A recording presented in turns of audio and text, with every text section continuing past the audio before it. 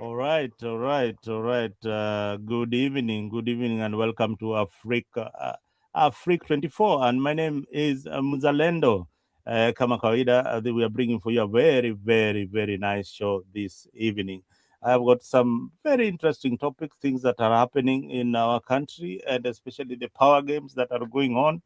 And perhaps you'll have a time to have a call in. And tonight we are having a conversation that many Kenyans are already having quietly in their homes, on social media, and even in the street. The conversation is about where our politics is heading. I think you guys are worried where our politics is heading and whether something deeper is beginning to change, because when you look around, there is a growing sense of unease among the politicians, among the people of Kenya, and that is why I have assembled one of my favorite speakers, people who have been talking on the social spaces, and I really needed them to come here and elaborate on the incidents that they have seen and what they have witnessed in the recent times on what is happening in our country, especially the incident that happened to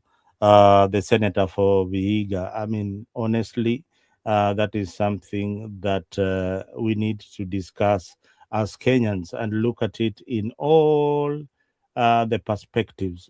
And joining me this evening is Julius. Thank you for joining us. Uh, Geoffrey, good to have you on the show as well.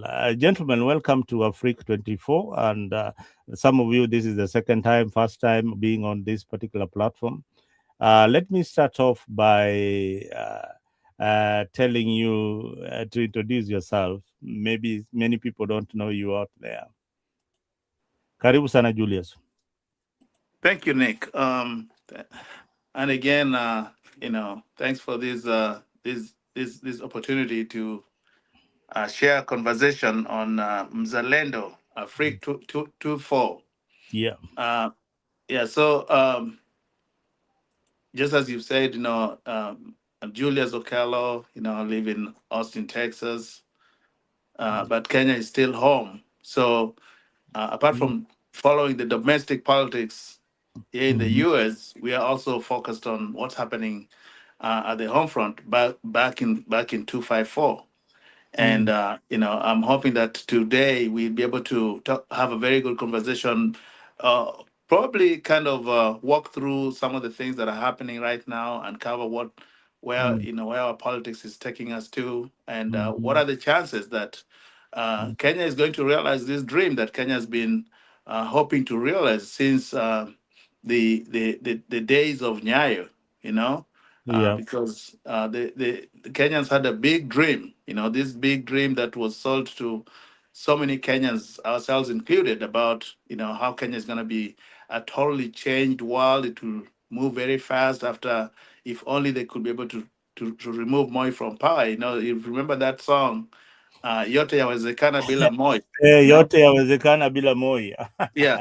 So now when we look back, Mm. we are asking ourselves, okay, wait a minute, are we better off really? You know, Mhm. as Kenya even moved an inch without Mhm. Moi. So Mhm. I think that becomes the hallmark of what the major concerns are right now that we are looking at. All right. Thank you for the introduction. Let me also introduce my other guest, Geoffrey. Please, Geoffrey, introduce yourself and tell us where you are. And welcome to Africa 24. Yeah, thank you, Nick, for the opportunity. This is pretty good. Discuss the current events in Kenya. I'm sorry, I'm in a place where there's a lot of noise, but at least I'm glad that I can take part in uh, the transformational discussion that is going on. There's been a lot of new updates in Kenyan news. Some are positive, some are negative. But again, we want to focus on our energy on making sure that whatever we discuss makes sense and can be actualized on the ground. Otherwise, I'm looking forward to a very great discussion. Thank you. All right, gentlemen, welcome and feel free. I mean, this is an open mic where we will discuss almost everything, but the most important issues will bring them forth. Let me start. Let me start us off here. There are those who believe what we are seeing today is just politics as usual, and there are those who feel that something is seriously not right. From where you sit, are you overthinking this, or we are beginning to see early warnings of what we saw in 2027, in 2007? Yeah, sure. Because and I mean, the landscapes are different Hmm. because in 2007, again, the information landscapes were totally different as compared to 2026, 2027. So Hmm. if we look at what's happening right now, there's a lot of information and disinformation with the AI, artificial intelligence, also coming in place. There's a lot of creativity that's coming up, and it becomes very confusing because it's hard to tell what is what, who is creating the narrative, and what is the reason for the narrative. But at the same time, if we go back to the basics, I think we look at where we are 20 years after the 2007 incident where Kenya almost banned completely. Hmm. Uh, we are seeing yet again that 2027 is likely uh, to be a totally different Hmm. game, game as compared to the political chaos, just based on the rhetorics that we are hearing every single day, even amongst the legislators, amongst the voters, amongst the various players, all the actors that are in the political field right now. Nobody is really talking anything that makes sense, you know. Hmm. So apart from the fact that there's also the incumbent leadership administration that is in place. There's the and there's the and with a missing opposition. Parliament is in disarray. Senate is in disarray. There's lack of leadership in both houses, and and people really don't know exactly what's going to happen as far as whether or not will there be a Kenya existing after 2027 if things continue with the same heat that things are going right now. All right, Julius, just hold your thought. Let me I'll come back to you later. Let me go to Geoffrey. Geoffrey, we have seen incidents that have raised serious concerns across the country, including the killing of Ongondo Were. Many Kenyans are in fear. This does not feel like an isolated event that just happened. I mean, this pattern has been going on and on, especially in areas where I come from, in Homa Bay, for instance. Ongondo Were was a member of parliament. This is not an ordinary person. And he died just like that. He was killed. And in his constituency, there have been a lot of allegations that surround uh, this guy, the late MP. From your point of view, are we dealing with isolated incidences, or is something more structured beginning to emerge in our politics? Thank you, Nick.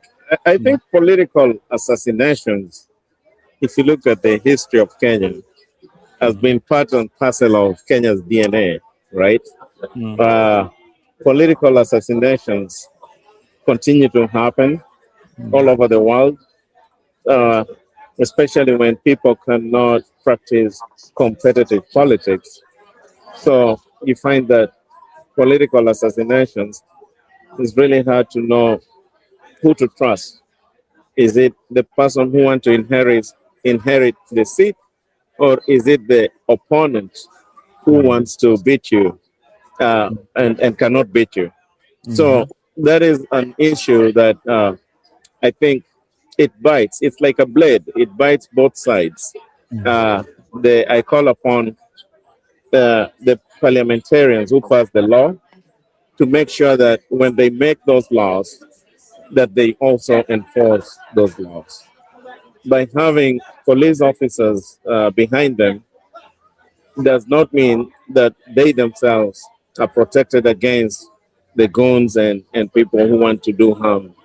Uh, and so it really uh, pains most Kenyans that if a politician who is having security publicly paid by the taxpayers can be killed or can be attacked in broad daylight, then what about that lady who sells that's just ordinary tomatoes on the street? Yeah. Mm-hmm. What about that lady that is worried about, instead of worrying about who's going to kill them, they're worried about who is going to steal the products and commodities that they're selling? Or what about that lady who is only worried about the kanjo, who is going to come and just take them? That is just one aspect of worry. But now, what about their life when they now make the profit, the little profit, and they're walking home, passing by the market, buying their things to go and make food for their loved ones? Who worries about their security now? So I think uh, it brings us back to the basics. That what did we do? What did we do, and what did we inherit from the colonial masters?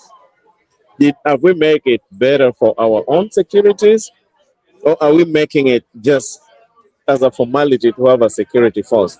So police is supposed to protect people. Police is to police the community. But if goons walk in a coffee house Mm-hmm. when you're just sitting and having coffee and attack you in broad daylight, then obviously that is the basic failure of any society. So Kenya is completely back to the brinks in terms of security. There is no security. It is not guaranteed. It will not be guaranteed if we continue like this. And I think people are focused on re-elections and getting their seats because they care about how much they get paid and benefits and per diems and all that. But what are they doing to their community after they get after they retire from politics or they lose politics and they come back to the same communities that they're supposed to serve and they didn't serve? How do they feel? So they need to go back to the core. I think Yeah. Kenya has a tendency of trying to compete countries like the US. That is fine. Competition is okay. But you must pass step one, step two, step three to go to step one, step five. You can't jump from step one to step five. So Kenya is still in need of basic tenets like community policing, community security, and community neighborhood watch out and stuff like that. And another thing, Mm-hmm. the security apparatus that are supposed to investigate and enforce and arrest and prosecute, are they well equipped? Because we've seen the public providing evidence and witnesses, No, but we've no, seen the same cases I being mean, lost at the court. Geoffrey, you've raised a very important point here. I Yeah. really want us to deliberate it because here we want to learn. We want to learn something. We want our people also to learn something. You talked about community policing. Can someone just tell our viewers back at home what is really community policing? What is really community policing? Because we've seen it happening in countries abroad, but back at Yeah. home in your Yep. local area, there's no community policing. What is community policing, and how does it help? How does Mhm. it help in communication? I think community policing is first ensuring that you yourself, you're safe before you take your security for granted. Then once you're safe, you also ensure that your neighbor and anyone around you is safe. That is community policing. And community policing also include involving security apparatus, security institutions, security agencies, by making sure that they are not seen as people who are protagonists, but they are Mhm. seen as people who are there to protect life. They are seen as people who are there to make sure that businesses go as usual. You can go and buy whatever property you want, or anything you want, and then you can walk back home safe. That is Yeah. community policing. In this case, Mhm. there was no if someone is just having a cup of coffee, and goons can come in a place of commercial uh, property and attack a customer who is just having coffee. That is number one, the failure of community policing. Were there security guards at the gate? Because I've been in that mall. Yeah. Security What cameras, are there security CCTVs. cameras? Did someone raise an alarm that hey, we have people who look unruly and look weird? We need further police, intervention to make sure that whatever they're up to is not really interfered with or no life is lost. Yeah. That is community policing. In this case, I've been to that mall. I sleep in Acacia. That place has the most security in Kenya, in Kisumu. How Mhm. goons can walk past that security, come and attack someone who's just having coffee? It's a detriment, and it's Yeah. also an evidence that they can walk to somebody's home in Yalenda and kill you. Yeah. They can Right. walk to your place in Tomboya and kill you. Yeah. So, And how did they know that? How did they Mhm. know where to find this gentleman who was just having the senator who was just having tea or coffee or whatever it was at Java? How Mhm. did these assailants know where to find him? Must have been a tip. Mhm. Maybe they were tipped off by somebody, but who could have done that? Because I don't believe that ordinary Kenyans actually, just like Jeff is saying, I don't believe ordinary Kenyans can just decide to get out of their homes and waste their time by walking straight to going into a city like Kisumu with intentions to go look for a whole senator to attack. I don't think things happen like that. So it brings us back to the civility aspect of Kenya. Where is the moral campus of Kenya as it is today? Because the Kenya as it's constituted has a very brand new constitution, 2010 constitution that has a lot of provisions when it comes to public safety, security layers and penal codes that are also Mhm. enacted within the criminal act that is Yeah. supposed to help with anything, whether it's curbing against any illegal activities like criminal gangs, vigilantes, or just civilians that are just walking around the street, trying to cause some type of mayhem. So the question is, if you have just let's take for instance, this wasn't a senator. This was just an ordinary, Yeah, ordinary Ke- Kenyan. ordinary Julius Kenyan. someone. Yeah, Mhm. it at the mall in Java having a drink or whatever, and then they're attacked by another ordinary Kenyan. This the way the each and every most of these shops stores in Kenya have security posted outside their doors. Somebody should have seen. Somebody should have raised an alarm and said, "Hey, wait a minute! What are you doing? This didn't happen, and this is something that was happening to a whole senator. Where are all those security personnel that are based in this mall? Where were any of them? You know, and that brings us to the question of, apart from just the community policing, the question is our law enforcement in Kenya, our Mm. law enforcement agencies, are they equipped, you know, both by personnel, intelligence, tools, presence? Are they equipped well enough to be able to do the one thing that they're supposed to do, which is to serve and protect? Are Mhm. they? That brings us to a very big problem. Yes, and on top of what Julius is saying, this thing happened not just an ordinary Kenyan. This is a lawmaker who is actually a Senate. In the US, if I remember last time when Congress was attacked, it was an online status briefing to restore confidence Hmm. to the constituents about the status of security in the country. Mm-hmm. We have not witnessed the local police chief and uh, his associates giving us step by step of what happened, the Exactly. current status of the investigation, and the future of the investigation. The Yeah. reason I'm saying this is that we have to accept that Kenya has over 40 tribes. Now, the senator who was attacked apparently is from a neighboring tribe. These And a, people a neighboring county. and a neighboring county who is also Yes. aspiring as a governor for that county. Yes. Now, there's a lot of metrics involved. There's the political angle from competitors from his neighboring place. There are people who believe that Kisumu is an ODM zone, and therefore, as a former deputy leader of ODM, is coming to mess up the massive votes of ODM in Kisumu and stuff like that.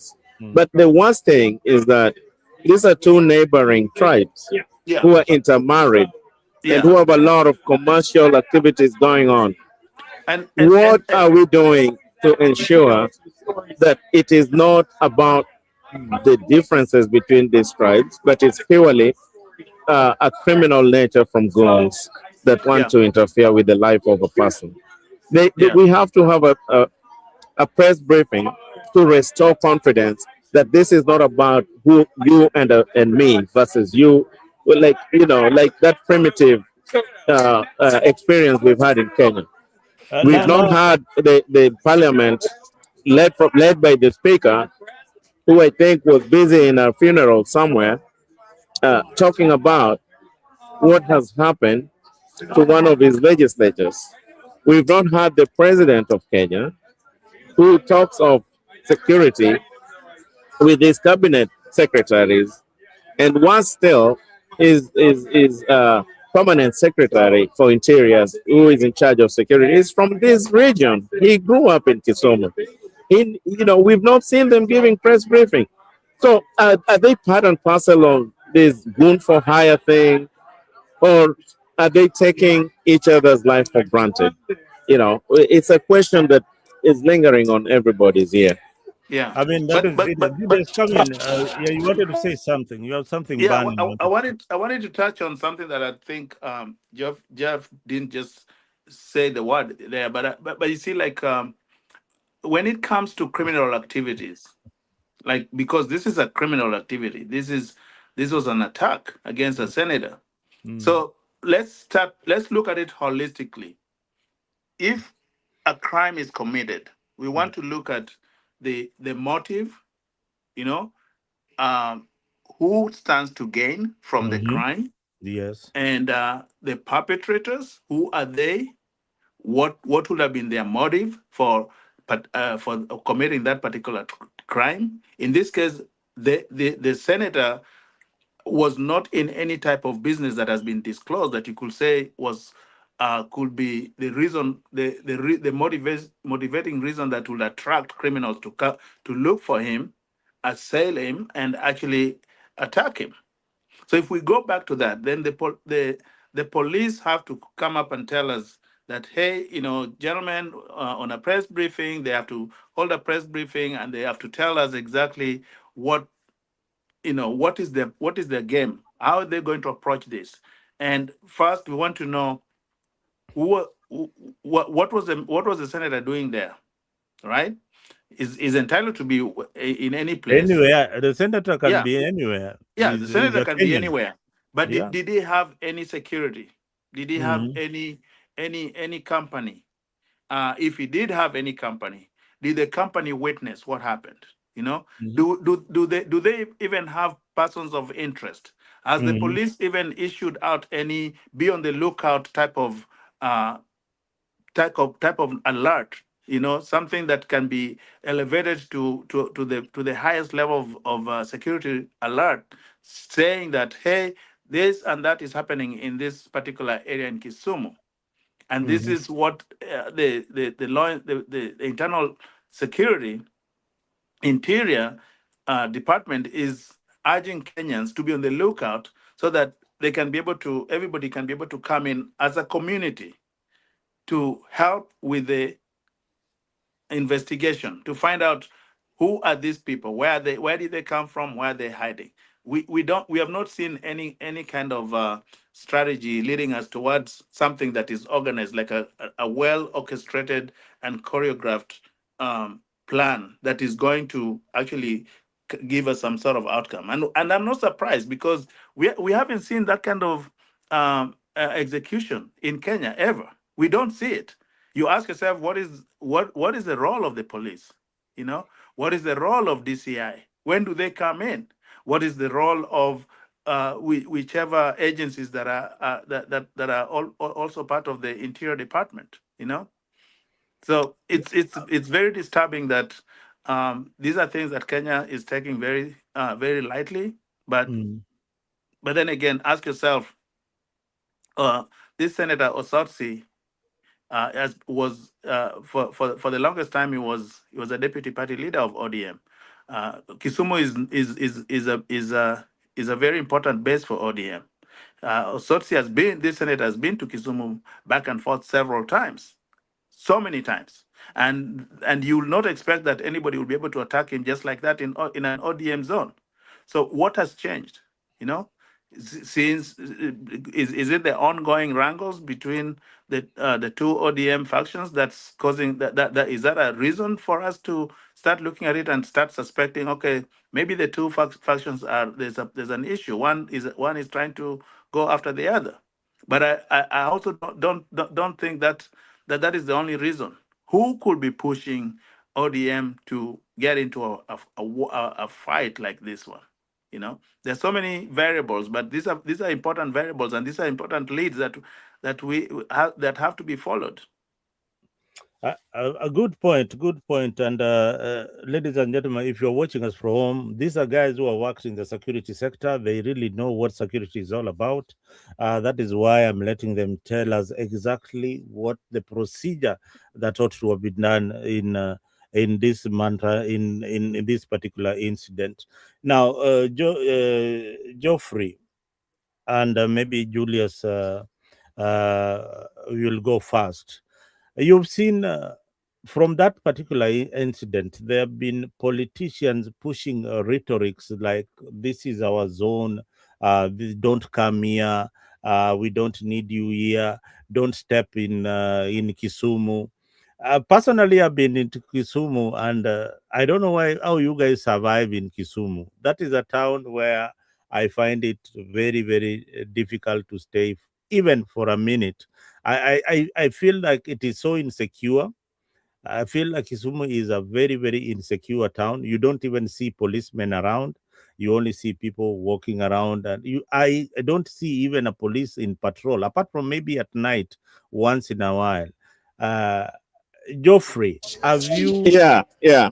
So I know you love Kisumu so much. You've been in that particular hotel. I've been with you in Kisumu at some point, and I don't know how you survive. You've been in that particular area. Tell me, this is a very secure area where these goons walked in, beat up this senator, and casually walked out, and then they started running. Casually walked out. The most interesting part is that people were just watching them doing their thing. Yeah. How is our society? Have we accepted the new normal that we can live with criminals and it is okay?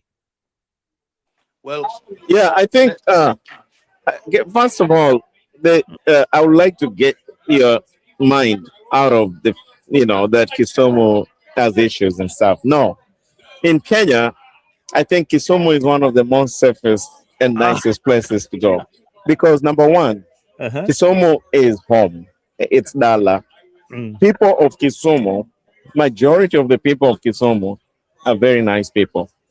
I've walked in the streets in Kisumu at 2 in the morning, 3 in the morning, 4 in the morning without seeing police officers. And I have met locals and they have just said hi and we have talked stories and stuff. And it's just not nice. When I'm in Kisumu, I've seen people running, even women, doing their morning exercises at 3 in the morning, 4 in the morning, and running. And that's a show that there's no security. There's no security issue in Kisumu. But be it as it may, nothing.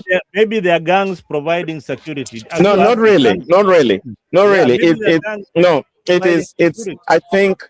I think that narrative has been used to bring Kisumu and the whole business of Kisumu down.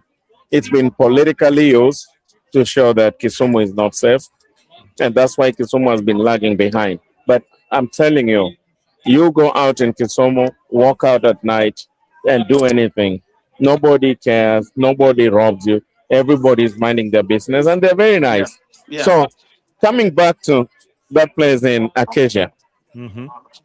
I sleep in Acacia a lot, and Java in Acacia is one of my best places to drink coffee. Why? They have good coffee. Secondly, I've been served by a Luo server, a Kalenjin server, a Kikuyu server, a Costarian server, a Western server, a Gusi server, Korea server. I've been served by everybody. And so it is more of uh, a multivariate in Mm-hmm. terms of tribal, atmosphere. It's not a Luo affair, but that is how we want Kenya to be. So Java is safe. It is one of the nicest places. They have nice food, nice coffee. It has a very good atmosphere. In fact, I meet a lot of people from the US that that go and use their Wi-Fi and do their online work. I met a friend of mine who is doing his doctoral studies and was actually working there the whole day. And my phone was running out of charge, and he had me asking for help, and he offered that I can use his phone charger, and that is Kisumu, and that is the whole of that place. Now, myself, I've had issues. There's a time, I think last time I was walking in Kisumu, and I walked all the way to Milimani, then I passed Sovereign, and I went all the way to State House in Kisumu. And there was no guard at the gate. And I was with a friend, and I walked past the gate and went all the way to the State House and walked around. And there was a cafeteria there, and people were drinking. And I said, no, I don't think that cafeteria appeals to me. So I walked out, and as we were walking out, we had four plain police officers following us. And then they called me, and I said, yeah. So when I came back, they asked me, what are you doing? I said, oh, I was walking around and I wanted to use the cafeteria, but I don't think it was worth it. So I'm going to Sovereign Hotel to have a drink. And within a minute, there's a uniform guy that came in. And when he came in with his G7 rifle. And he started pointing the gun at me. And I said, you want to shoot, you can shoot. But I don't know what you want to shoot. If I've done anything wrong and you're the police officer, arrest me and issue me, a charge. Mm-hmm. And so he kept pointing his gun and say, you want to break my job, whatever. And I said, I don't even know you in the first case. Secondly, if this is a no trespass zone, and you as a guard, and me, I'm a former military guy, a guard never leave their post until they're properly relieved. So it means that you really broke the orders that you have as a police officer to serve. I don't care whether it's a state house or anywhere. If it's you are guarding somewhere and that's your post, you cannot leave. So anyway, we all ended up talking, and their superior came and told them no, and then I had to just walk away. But I told him, I have done that security work, but you never point a rifle at a public, anyone who is in public. You never point a gun to nobody, and that's wrong. And what you've done to me and her, I was a friend. You have traumatized her. I'm used to it, but you cannot do that. So again, you find that the law enforcement will break law, and the Mhm. locals will not break the law. Mhm. So Kisumu is a nice place. I invite you next time to come with me to Kisumu, and you will change your narrative on that. Yeah, But and but but but I wanted to talk about the zoning. yeah. Uh, there's nothing to talk about it. You guys are running too fast. You are running too fast. No, no, no. There's nothing to talk about No, zoning. You know this why? one Because Kenya, first of all, the people who are talking about zoning are coming from a party that the champion of multi-party democracy, who was just buried the other day, formed a party, and he formed a party so that you're free to vie and run on any party. So when it comes to zoning, then what are we doing? We're creating one party states in different counties, or what are we doing? So you know what? Serve the people, do the right thing, campaign, and let people revote you for Yeah. all you have done. But you cannot restrict nobody from running with any party anywhere in Kenya. Kenya is a multi-party de jure state. Okay, Exactly. yeah. All And right, you know, Julius, I think you need to jump in that and tell us and, whether right. we are moving to So one party state, so or what is William Ruto trying to do by killing all these political parties to join the broad-based government. If all the political parties join the broad-based government, what is he saying? What signal is he trying to tell Kenyans? Is he trying to bring us back, take us back a few steps back during the Moi era, where we had only one party called Kanu? If all these party fold shop and they join a UDA, what happens to our democracy? so you see the again, Nick, it takes us back to the core of our conversation, which is the where are we headed as a country? Because first we have to look at ourselves as a country, and Kenya is a devolved country right now. Being devolved means that there there are lower levels of government, like the county government, Yes, the exactly. that actually take the yank off all the weight from the national government. So the national government doesn't have to show presence at the county level when it comes to certain key areas. But the most important, but one thing is this, and I want to circle back to this. You see, the national security still falls under office of the president, and the jurisdiction is does not fall in the hands of the county administration. So which means that the county administration don't have any way of oversighting security apparatus in their own counties. Now let's get back to the fact that we are a democracy.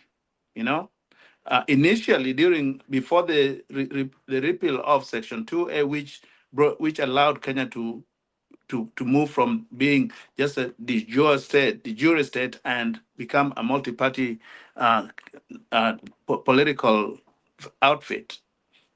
Kenya as a republic is supposed to be a republic for all Kenyans. I live in Texas.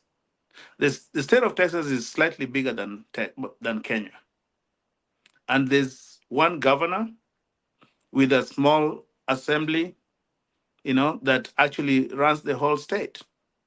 But you will not find the governor going to different cities and trying to interfere as a governor. And you will not find the president at the federal level, President Trump, coming to interfere with a local county, because the local county, the sheriff will say, "This is my county. You cannot come in and interfere in my county." So the cost of the aspect of ownership is where we are failing. Either A, we have not been able to interpret the 2010 constitution correctly, so that we can be able to enforce it the way it's supposed to be, or we just don't understand what devolution means. And I think part of it also is the lack of knowledge and education, because we have governors that have not been properly trained on how they can be able to administer a county. You know, now if you look at a county like Kisumu, for example, we have a very qualified person, Professor Nyong'o. And I think, to his credit, Professor Nyong'o is doing an excellent job, because Kisumu County is one of the fastest developing counties in Kenya.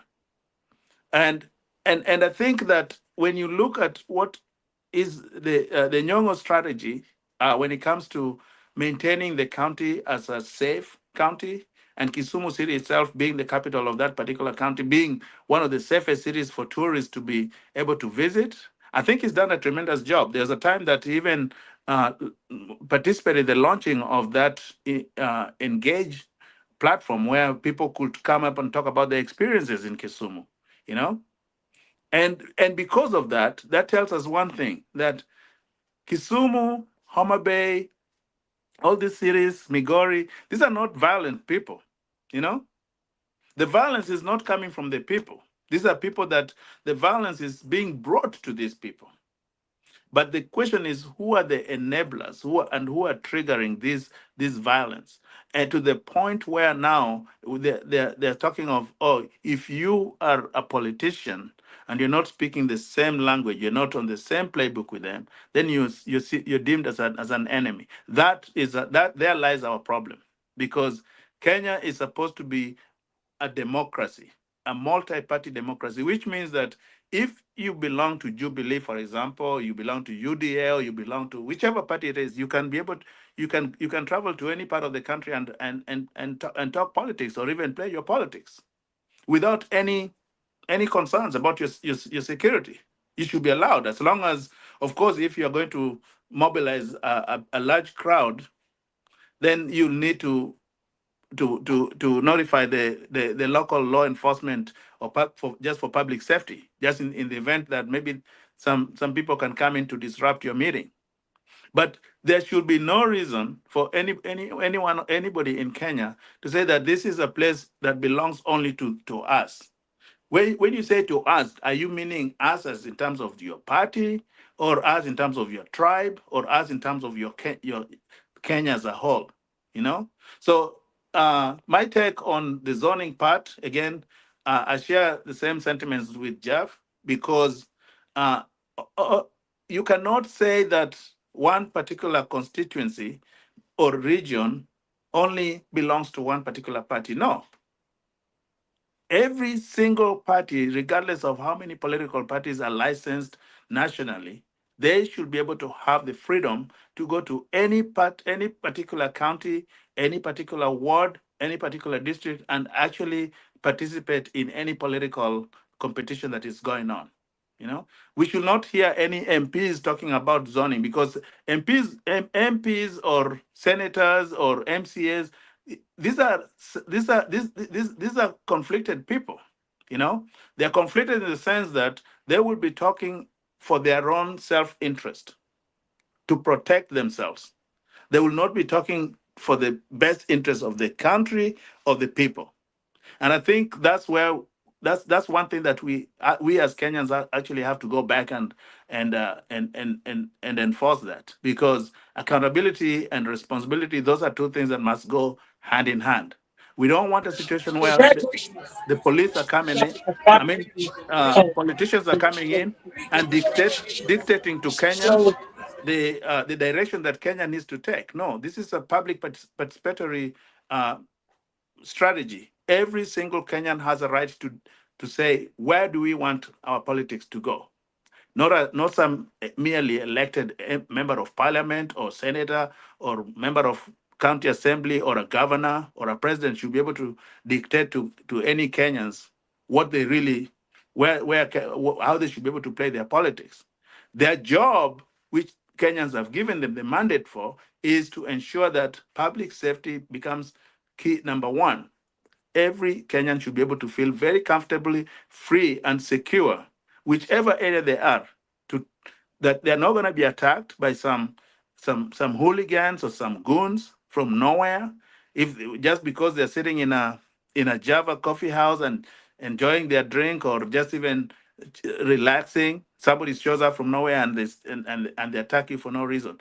We have to be sure that we have the right people in these offices, people that understand that this is the 21st century, this is not the 19th century, you know?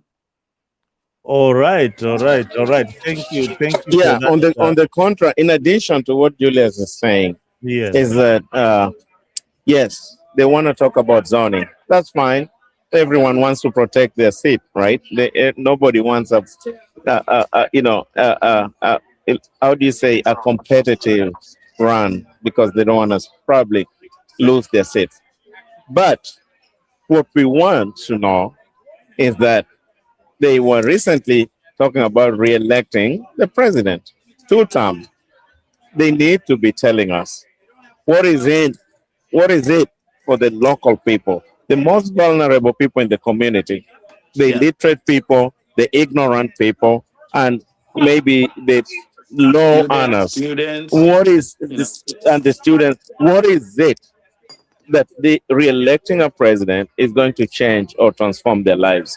That is what politicians or elected leaders need to be telling us.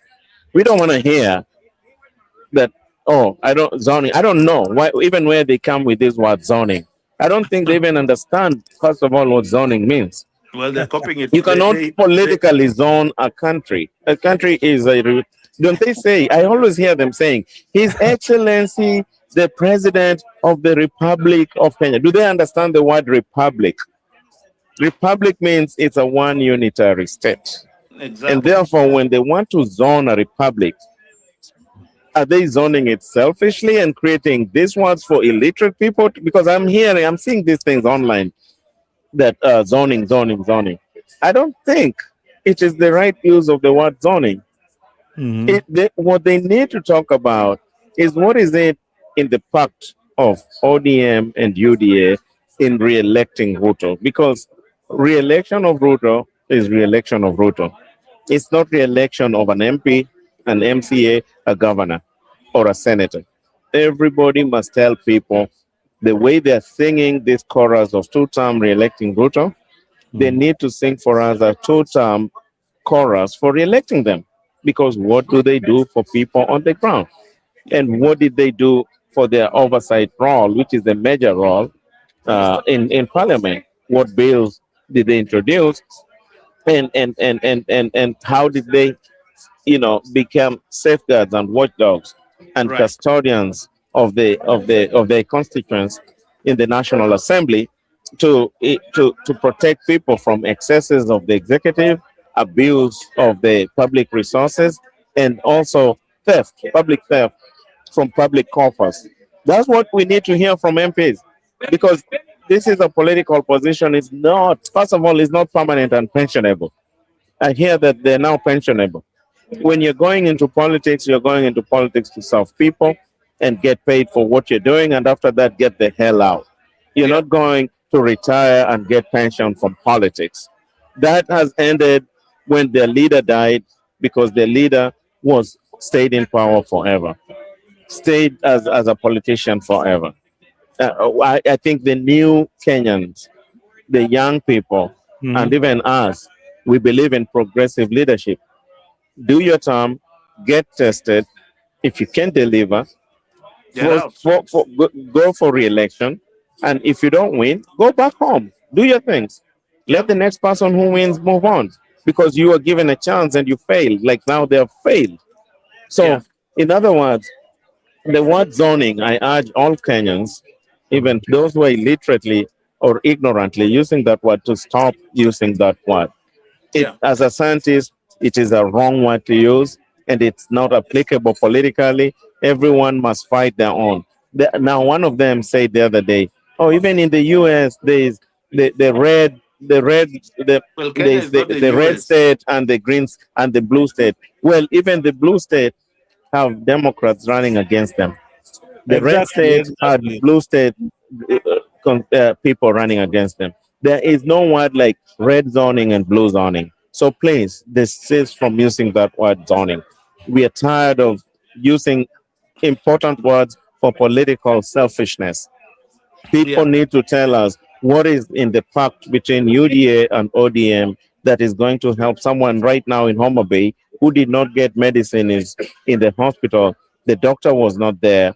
Who wanted dialysis? The dialysis machine failed. There's no one running the dialysis. Who had to run to Kisumu to seek further help, same thing. Who are to be flown to Nairobi, same thing. That Yeah. we need to know what are they doing with public money. Public money is not for business classes going to developed countries or running in Kisumu or hiring private jets or choppers. What have they used our money for? Yeah. That is what And is this election going to matter. What All have you right. used the public All right, money for? Jeffrey, all your thought. Let Julius come in. Julius, I know you have something yeah, that you need to add on there. and I think Jeff just touched something that I would like to touch on very briefly. That's on the idea of the this where the self interest is coming from. Mhm. You see, I was just reading something not too long ago, and this was about some of the bills that Parliament passed for self-interest reasons. Like back in 2022, Parliament went and pushed for a bill that was supposed to protect them from being able to pay taxes on some of the grants that they get, like the car loan, property loans that they're given when you become a first member of Parliament. Now the question is this, And a home and a home mortgage. right? Now Actually, it's not a mortgage. yeah, It's a grant. It's a think grant. about it. Yeah, You don't pay it back. right. So think about it. So Mhm. first of all, that's a wage bill. That's a huge burden on the taxpayers. The question that we should have been asking ourselves, even when 2010 constitution was being put up, was does Kenya really need to have wages for their member of parliaments? Are we looking at them as employees of the people who elect them, and therefore do they need to be getting paid by the same tax shillings that Kenyans are contributing towards to the treasury? And to me, the answer is no. Every single elected member of parliament or senator, member of county assembly, should not have a salary. They should be allowed and encouraged to maintain their jobs that they were doing before they got elected, or if they were running their own businesses, they should be able to be allowed to continue doing what they were doing. Now, there should be a constitutionally mandated provision that defines the legislative sessions, just like we do here in the U.S. Legislative sessions should be defined in the Constitution when it's likely to happen in terms of the start date and the end date. And during that period of time, that's the time that every single representative is eligible to earn some sort of allowance. And that allowance should also be defined in the Constitution. The minimum and the maximum. Actually, the max it should be capped at a certain amount. Now, I know that most people might say, no, but that's impossible because these people are going to parliament to do some work. No, these people don't do any work in parliament. How many bills But have been? Julius, hold on your thought there. You are saying that senators in the U.S. do not earn a salary. Explain. I don't think so. I Yeah, don't but think so. They but this earn a is salary. They no earn a salary. the I senators think what Julius means is senators in the in state. the The state. state legislatures don't Oh, earn So so salaries. so yeah. The state. in All this right. case, we'll be looking at maybe member of county assemblies. But this is my point. Listen to my point. Mm-hmm. Given the number of the population of Kenya right now Yes. True. versus the gross national product, the total revenue that Kenya generates on its own, as this is our money Mm-hmm. that we are going to use for either running operations of running the country, delivering services, doing projects, and all that kind of stuff. If we prioritize all that money towards improving all the infrastructure in terms of education, healthcare, roads, bridges, uh, transit systems, schools, administrative places, and all that kind of stuff, I think Kenya would be a better place.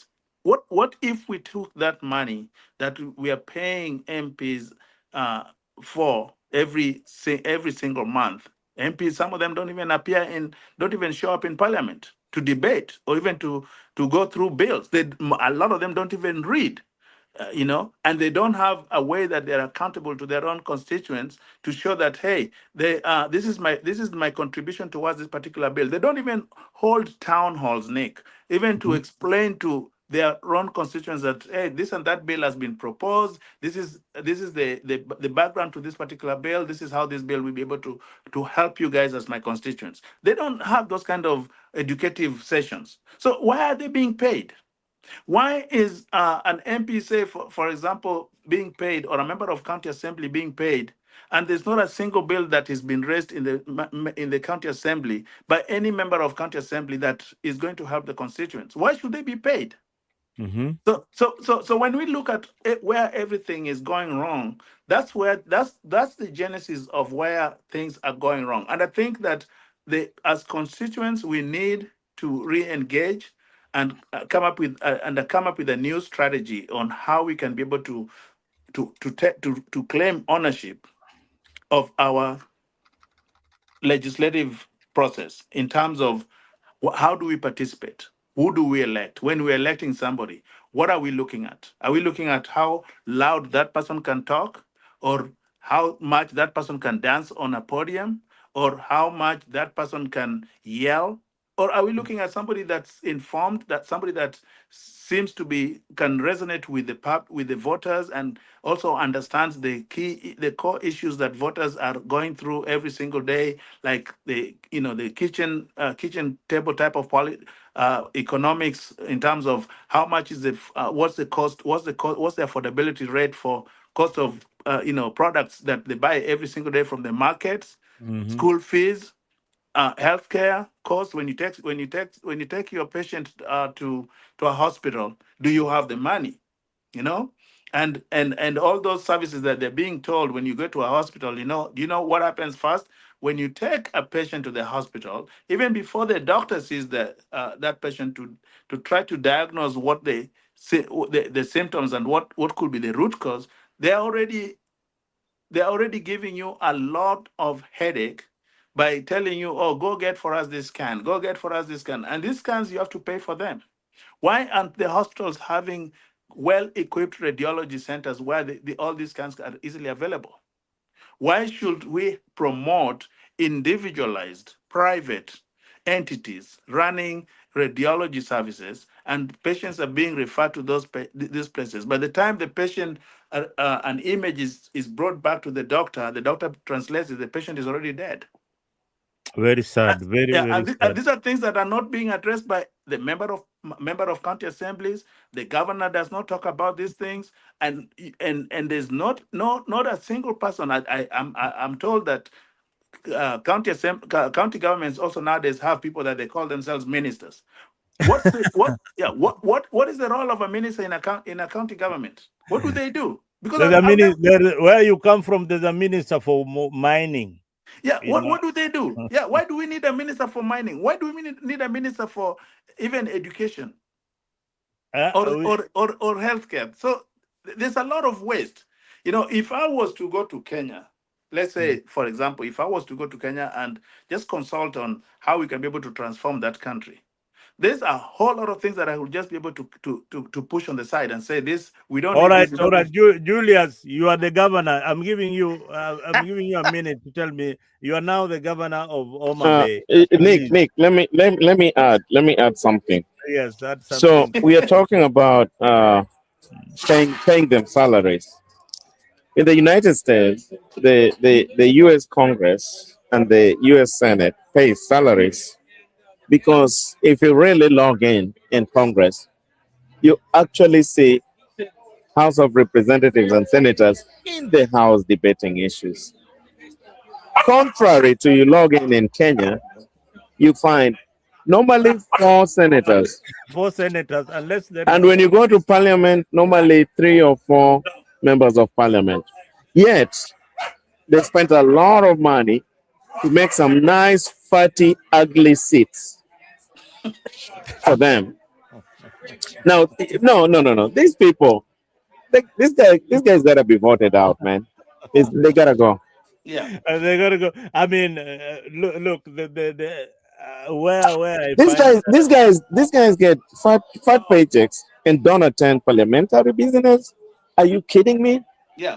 And Do you know? Do you and know? that's Do you it. know there? That's Do you it. know For there are members example, of parliament? Do you know there are it, members of parliament who have never spoken in parliament apart from taking the oath? and Numerous. I have friends who Numerous. say that they actually rush, they sign on the And they go. roster because And then they they want leave. to be paid, and then after that they go run their business. No, no, no. They gotta go. They Yeah. gotta go. For Kenya to move on, they gotta go. Yeah. How are we going? How are we going to remove? How are we going That's to? why things like No, this zoning must come to an end. that's Things like exactly. zoning must come to an end. And Things like party supremacy must come to an end. yeah. People must elect even independents, but people who really want to serve the people. What is the what is the good what is the positive side about removing the zones and allowing other political parties Please where don't use the word zoning Don't because it pisses me think off. look at it That from this that word angle, don't Nick. exist. no yeah yeah Look at it Yeah. from this angle. What is the positive side of having a devolved government and multi-party system in place? you know, first of all, Julius, people need to understand why we came to we have multi-party democracy in Kenya, because Hmm. in the in during Moi's era we had one-party state, and resources were skewed to where he got his support most.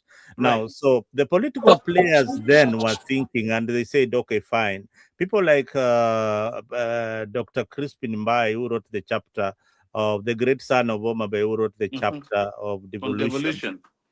This guy came up with that chapter. No, no, Nick. Wait.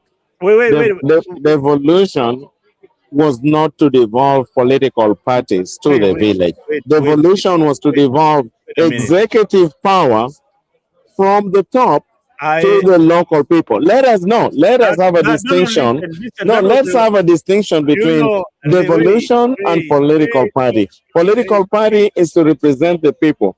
Now Devolution is to bring services to the people. do you know Politicians, especially do you ODM know? politicians, Okay. I want need to you to bring answer me.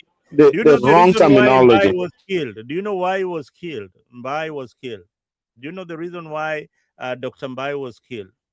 Do you know that the current chapter of devolution is not what he intended it to be? I think Bai was a victim because he wanted to bring executive power from Kikuyu mafia back to the people. No, At they that didn't time, understand. They didn't they didn't understand what understand devolution was all what about. devolution meant. Yeah. Devolution was not to get presidential powers out. No, it was to ensure that services goes to even that lady who sells samaki on the street. Now, in terms of political party, there is nothing like devolution on political party. What is going on in Homa Bay today is what they fought against Moi at the national level. One party state in Homa Bay, one party state in Machakos, where Kalonzo comes from, one party state where Ruto comes from. They have brought tribalism to the local parties so that they get political parties fund. That's what these guys are doing. Yeah. Kenyans, number one, they must go back to a referendum to defund political parties because political parties don't add value to us.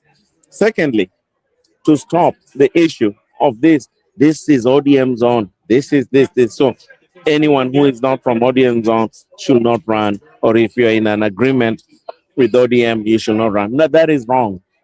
Yeah. People must run and people must be free to exercise their democratic rights. That's right. So and again, I think, Nick, one thing that I was see what just to finish the trend, my train of thought from the angle of selfishness amongst member of parliament. So in 2024, in 2022, after MPs voted not to exclude themselves from being taxed, guess what? KRA insisted, no, you still need to pay taxes. So KRA went to court and said, no, you still there's every citizen, every taxpayer, every Kenyan, every person who is earning a salary or some sort of income needs to be able to pay taxes. And because these car loans that they were getting, which was about, I think, about 7 million. They wanted this 7 million not to be taxed, and you know that the way this thing was designed is such that if you're no longer an MP, you take that car, you can continue finishing paying it off, but you retain it. But this car was bought by taxpayers' money, which means that if you're no longer an MP, then you should now go back and start paying for these taxes. And it should be retroactive, in fact, from the time that you stop being an MP. What they realized is that no, KRA is doing a bad job against them. So they went back into parliament and passed another bill, another law to protect them so that they could be shielded from having to pay taxes, and they should be considered as non-employees. You see, so when you think of the level of effort that these people are willing to go just to protect themselves, but they will not do the same to protect their own constituents. Look at how many strikes we've had from teachers, doctors, several other categories of personnel in Kenya. People who are going on strike not because they hate their job, but because they're not being paid. Look at a county like Homa Bay. There's always 2 to 3 months delay before they get paid. These are people who go to work every single day.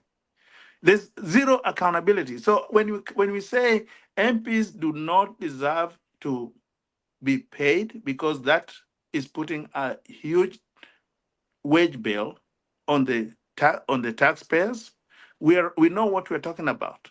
They should not be paid, and that will make people genuine people that actually really want to serve Kenya at that level as representatives. Because if you're vying for an office in Kenya to be a member of parliament, what are your reasons? What are the motivating factors? Do you want to serve the constituency that you're coming from and the country that you so love, or do you want to serve your self-interest? Look at what they've done with the CDF.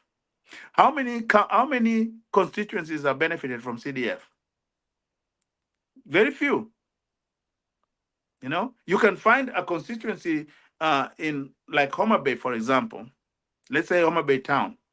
Do you know the list of contractors that are being paid from this CDF, where they come from, how they're related with maybe the member of parliament of Homa Bay town? We don't know. And the same, and now go across the whole nation in each and every constituency. It's a scam. CDF is a scam. CDF is a scam. It's a big scam. Now the worst part of it, Julius. Let me just. I think CDF is it's a scam right now, but I think the at inception, what Kibaki, I think attempted to do was to bring money to the local level so that people can feel it. But I think it became a scam the day it was put on the hands of politicians. Yeah. And I think political players, they're not managers. They're supposed to be oversighting. They're supposed to be legislating. They're supposed to be providing, representation. They're not supposed to be managing public funds. That is the work of the executive. I think the executive, under the office of the president, should actually be the one who creates a regulatory authority, which I think exists. That is the CDF authority, is the one that needs to be independently working on CDF under the transparency and under the auditing of the public auditor, because there's a lot of funds involved in that. I think every CDF, every constituency must give their constituents a monthly financial statement on how much money was used and who used, and the whole procurement system, and then can also how much money is left for the fiscal year. Mhm. Because what I see they do is they take CDF administrators and the office of CDF in every constituency to Mombasa every month to what? Yeah. To be pampered, so that when they're being pampered, With money what can be money? stolen and they will not be talking. That Yeah. the work of CDF is not for benchmarking. Mhm. CDF hires people who are already experienced. CDF is supposed to help people on the ground. It's Yeah. supposed to help people who will not have had the opportunity to see the president and the way he does his budgeting and all that. Yeah. CDF is also supposed to help that local kid. Is CDS supposed to pay school fees? Yes, there's a bursary on CDF. It's I don't, I supposed don't, to I reach don't, I out. don't, I don't think that No, is the no, work no, of the. no. I It's don't not. think that is the work of the member of parliament No, to no, pay. no, It's no. not. No, It's that's not. why I'm saying. That's why I'm saying we should get it out from the hands of parliamentarians. Yeah. Did you know that right now it is in the constitution?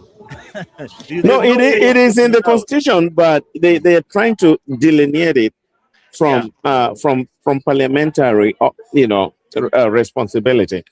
A member of parliament actually by law is not in charge of CDF, but they're the patrons of the CDF fund, which means that you have to sing to the tunes. He who calls the piper calls the tune, right? So if the patron is not liking the tune, then a patron can create things and the CDF office can be fired and go. So what I'm saying is that the way the chief DO commissioners and all that are so independent, they don't listen to the parliament. That's how CDF is also supposed to be. Right. It So should be put under the auditors yeah. general. It should Ex- actually be put under the exactly. auditors general. Oh, all right, Yeah. thank you, Jeffrey. And I wanted to add on what you just said about, because I'm so passionate about this issue of bursaries being given out to members of parliament. I strongly feel that members of parliament should legislate. And you wonder, I have called my member of parliament several times that why can't you draft a bill on free secondary education so that you don't have line up our parents to give them a check of 10,000. The money that is being given on CDF can finance the secondary education for the whole country. The money that they give only on CDF in terms of bursary allocation can finance secondary education. But our MPs are so reluctant. And right now, the wage bill is bloated. The senators have got a similar CDF that they have passed. The women rep have got a similar kind of CDF that they are being allocated. The MCAs have got a similar CDF that they have got an allocation for bursaries. The governor has got allocation for bursaries. MP allocation for bursary. MCA allocation for bursary. Senator has got an allocation. And these guys, they entertain us each and every time that So they are that our leaders. so Hmm? that's where that there lies the problem, Hmm?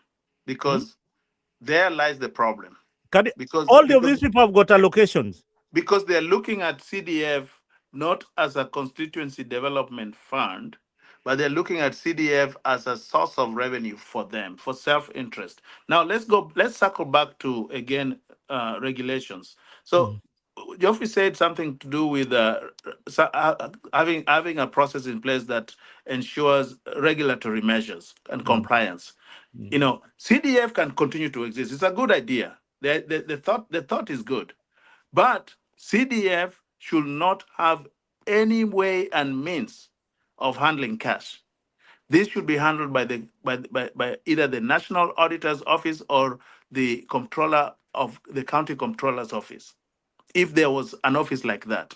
But we mhm, don't have an office like that. There should be a central compliant office that is under auditor's office that ensures that they are the ones who sign the checkbook. No single officer, including MPs, should be able to have any remote access to being able to sign a checkbook and withdraw that checkbook and cash, or even have access to any type of cash that is coming off from CDF, because that should be very strictly stipulated in the statutes that if an MP benefits from CDF funds, even by 10 cents, that MP should be, whoever it is, should it immediately be put under investigation, because that's abuse of office, that's misuse of public funds. The same thing should apply to any single government or county money that is meant for other purposes. If money has been appropriated for specific uses, because that's what Parliament does.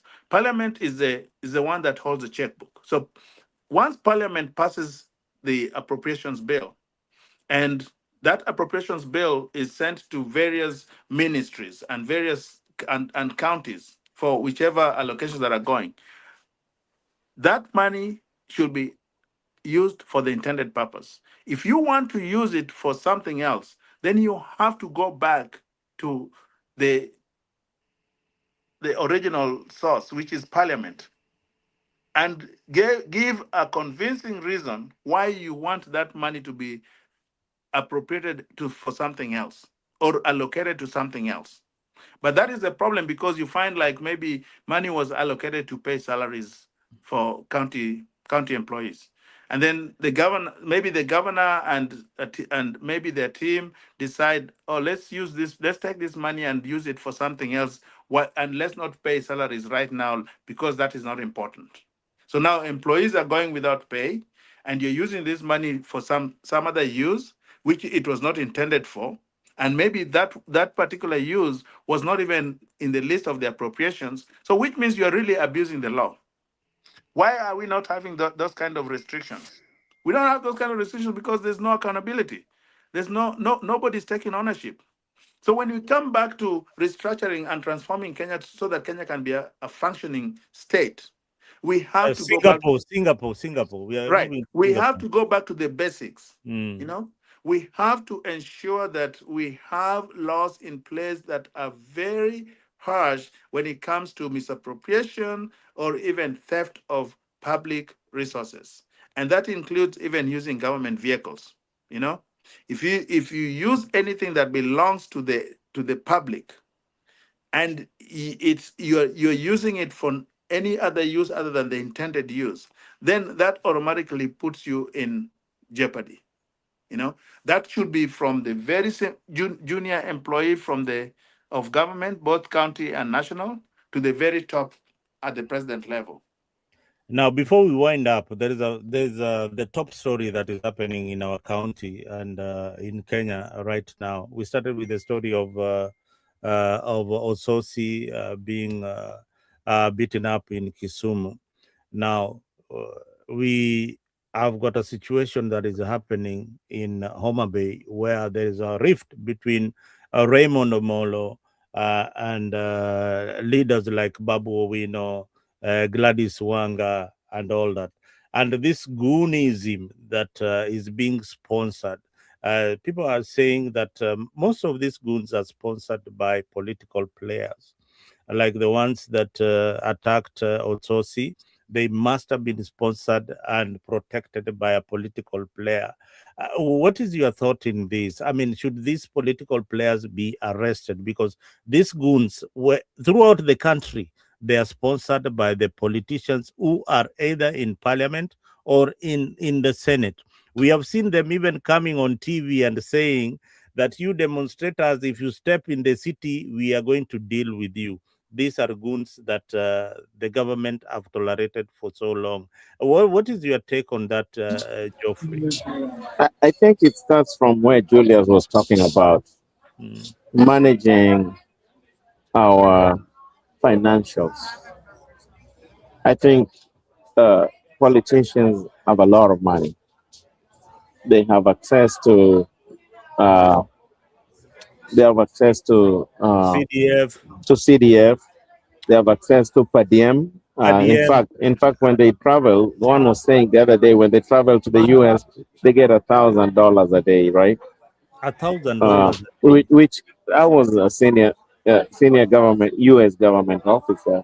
All we had per day was not more than $40, right? But you still have to use your money and provide Yeah, you receipts have to to get use that your money money. back. You have to use your money to buy Mhm. your own car. You have to Yeah, use your money to look right. for your own house. But you Yeah. see, per diem is not a salary. Per diem is money you're given because you've gone out of your home to perform public function. That is per diem. But right now in Kenya, per diem is used for making extra cash, and they will fake their ways to make money. So what am I saying? All these monies come back to a lot of money to do nonsense, and that's why You they have have forgotten about mileage allowance. mileage allowance. Fake, in fact, fake. Right, they're being given They- allowance to go to their constituencies. Not most of Can them you don't. imagine you are being paid to go to work? You're being Yeah. paid by the government to Hmm. wake up in the morning, Hmm. That, given a car for free, Hmm. that's and Hmm. what drive, And you're that's the given and que- as then a police officer. sit yeah, Hmm. down, and you are that's the paid to question. sit That's the down. question that Kerry asked. Kerry asked the court of appeals that No, ordinary Kenyans are not given any money to go to work. yeah. They're Yeah. not. So Then yeah. their employees Hmm. in Kenya are not given anything so that they can be able to use to buy anything. They use their own salaries. Why can't MPs be done the same? Yeah. So I was saying this, Mhm. that if you look at all these things, right, then you want to question goons? No, there's money to pay them, right? There's money to pay them. So what Good do? one of We have to nip the bud. Nipping the bud means that the source of funding this nonsense must be enforced. Mhm. And therefore, like I was in the US, I work for US government. Every 5 years they do national security background security clearance, where they see where you take your money. If you're doing using it for negative stuff like terrorism and all that, you're not fit to hold public office. The same thing needs to be done for these politicians. They need a proper auditing every 2.5 years, because they're in office for 5 years. Every 2.5 years, if your money is channeled to an organization or to an individual who is violent, then you are subject to legal prosecution. We need to start having basic tenets of protecting our interests. But right now, Nick, Mhm. they have a lot of leeway and they have a lot of money. And this will continue happening. In fact, 2027 is going to be worse. They don't sit in parliament, they get sitting allowances. They don't go to their constituencies, they get traveling allowances. The only thing they do is travel overseas because And they're given 1,000. But they don't live in hotels, they live in their friends or relatives. you need to And they tell and they don't even have to prove receipts or whatever. As long as you're out of the country, you get. And Senate. you tell me, one parliamentarian is an energy expert, is devolution expert, is is Green technology energy. expert, is IT expert, is diplomacy expert, Ca- is local government expert, is mm. education expert, and you just tell me. I mean, while other people don't even get to travel. So They're milking it Kenya. starts They're from milking the country. they're Right. milking it, and Mm. you know what? Because they're milking it, they don't have anywhere to spend it. They're Yeah. spending it on goons so that they can suppress The worst any the worst kind of voices that speak and, against their evils. and the worst part, based on what Jeffrey's saying, Nick, is that Mhm. you know these people use the idea of benchmarking, traveling outside the country for benchmarking purposes. Let's ask ourselves what does benchmarking means. They even So travel to Alaska. benchmarking at a very basic level, benchmarking means going to understand what is done elsewhere, how something works, so that you Yes. can be able to simulate the same idea or Mm. process out back in Mhm. your own country. Now, How many MPs and senators have come out of Kenya, maybe to the US or travel to London or travel to South Africa for benchmarking? And do we see any transfer of technology, any transfer of knowledge back Yeah. into Kenya, into their own Mhm. constituencies from these benchmarkings? No, Mhm. which means that the return on investment for using that per diem that they used to go for benchmarking It's zero. is zero. And that is gone just like that. Mm.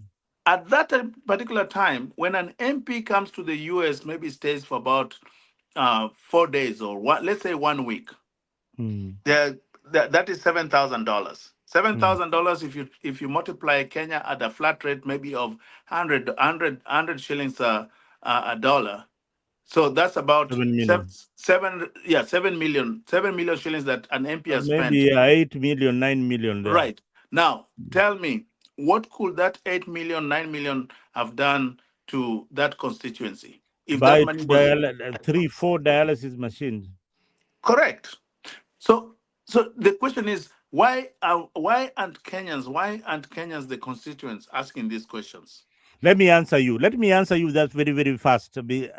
Just interject. And this is a question that this is an answer that I've always had, that we are a replica of the leaders who are in office. If your MCA is a thief, then likely you are also a thief. If you elected the MP who is a thief, then high chances that you are a bigger thief. And if you support a governor who is stealing from you, there is a high possibility that you are also going to steal from somebody else, because Right. we have tolerated it for too long. Yeah, continue, Julius. So that and that you're absolutely right. You're absolutely right because if you are so concerned about your own constituency as constituents, then you always want the best for your constituency. You know, True. back in the day, Nick, back in I want to say like around 1990, 1991, 1992, 93 there, you know, a place like Homer Bay constituency had somebody like Professor Umamoga. Yes, You yes. know, this what this guy did, he was The not even scholar. yeah, was a scholar. He set up a constituency office in every ward. Mm-hmm. He had an office. Mm. And in these offices, he stationed personnel, people that stayed in, kept these offices running, and these people would they maintained manual registers for whoever visits the office, their concerns, and what they want the MP to be able to do for them. You know, Mm-hmm. that was a process. We don't see that nowadays. Ah, You no, know, and no. and these are guys that did not have CDF. They were relying on their own Those salaries. guys did a good job. I'm Yeah, telling you, they they were were relying on their serious own people. salaries, but they Mm. visited their constituencies almost every weekend. They were in their constituencies, walking, moving around, In fact, and running around. they love their job. They In Yeah, love fact, they their love their job. they job. love So their so you job. Uh, you tell me what Mhm. let's look at Homer Bay right now. What does the Homer Bay we have all these MPs. What have they done to Homer Bay constituents for the past 20 years? Baba Tano, Baba for president. That's what they've been doing. Yeah. Mm. These are wrong people. These people don't understand their job in the first place. Well, this time Mm. there is no Baba that we Baba needs people who are going to fight for him there. There is no there this time. Yeah, yeah, That's yeah. why Mm. there is Wapi right here on the against ground. Umewafanyia watu nini? yeah, You're show us given your report money, card. you're Umefanyia watu given kitu gani? apparatus, you're given police officers to travel, you're given a car, you're given a house in Nairobi. But what do you do to help that lady who is selling mangoes on the streets? Yeah. That's Look at what the that is the question, Nick. look at the economy of the U.S. and a senator who is in D.C. Coming to D.C. They share a house like Mhm. three senators sharing a room. They share a house Yes, to pay rent because Yeah. yes, it's so yeah. expensive for them and they don't want to own this No, property because no, and because they will they be no, paying taxes. no, Oh because Yeah. yeah, they're in DC, they're in DC to Hmm. legislate. to That's it. Yeah. legislate. Yeah. Mm. I have to pick up a phone, I so have a serious yeah. issue with, Nick, when it comes to all these things. I also have a very serious issue on the top leadership in Kenya, because that's where the problem starts from. Right now, for example, Mm. the current president, President Ruto, Yes, it, Ruto. it was it was the deputy president for 10 years. Yeah. We ask ourselves, did he learn anything from the president, then whoever was the president at that time, Uhuru Kenyatta? Mm. Did President Ruto learn anything regarding the job of presidency, being a Mm. president, from Mhm. Uhuru? Did he realize, did he conduct any type of research, gap analysis to understand, okay, I've seen my boss, the president, is doing this is, but how could we improve the presidency, the role of the presidency? Has he done anything? Because I've not seen anything. What Mhm. I've seen a president, an all-powerful president that is using the treasury as his piggy bank. Mhm. So it takes us back to what Jomo Kenyatta used to do back then, where every money that was in Kenya in the central bank and at the treasury, he considered that as his money. Why do we allow the president to have access to public money? That's the question. And we are paying that president a salary. We are giving him accommodation. We are giving him transportation. We are giving him workers that work for him. We're giving him everything. Why does such a president have access to our paycheck? I mean, no, Mhm. to the checkbook. Why? Mhm. That's a good question that Kenyans need to ask. But Kenyans are not going to ask that, because you know what? Because they have managed to psychologically hypnotize Kenyans to think that they who are at the executive level are the most important people, and that the lives of Kenyans are dependent on them. That is not the case. You know, that is not the case, and that is one thing that the next president of Kenya needs to tell Kenyans exactly what are they going to do differently for Kenyans, and how do they plan to transform the office of the presidency, so that the office of the presidency can be a value office for Kenyans, instead of it being just a ceremonial office for stealing Mm.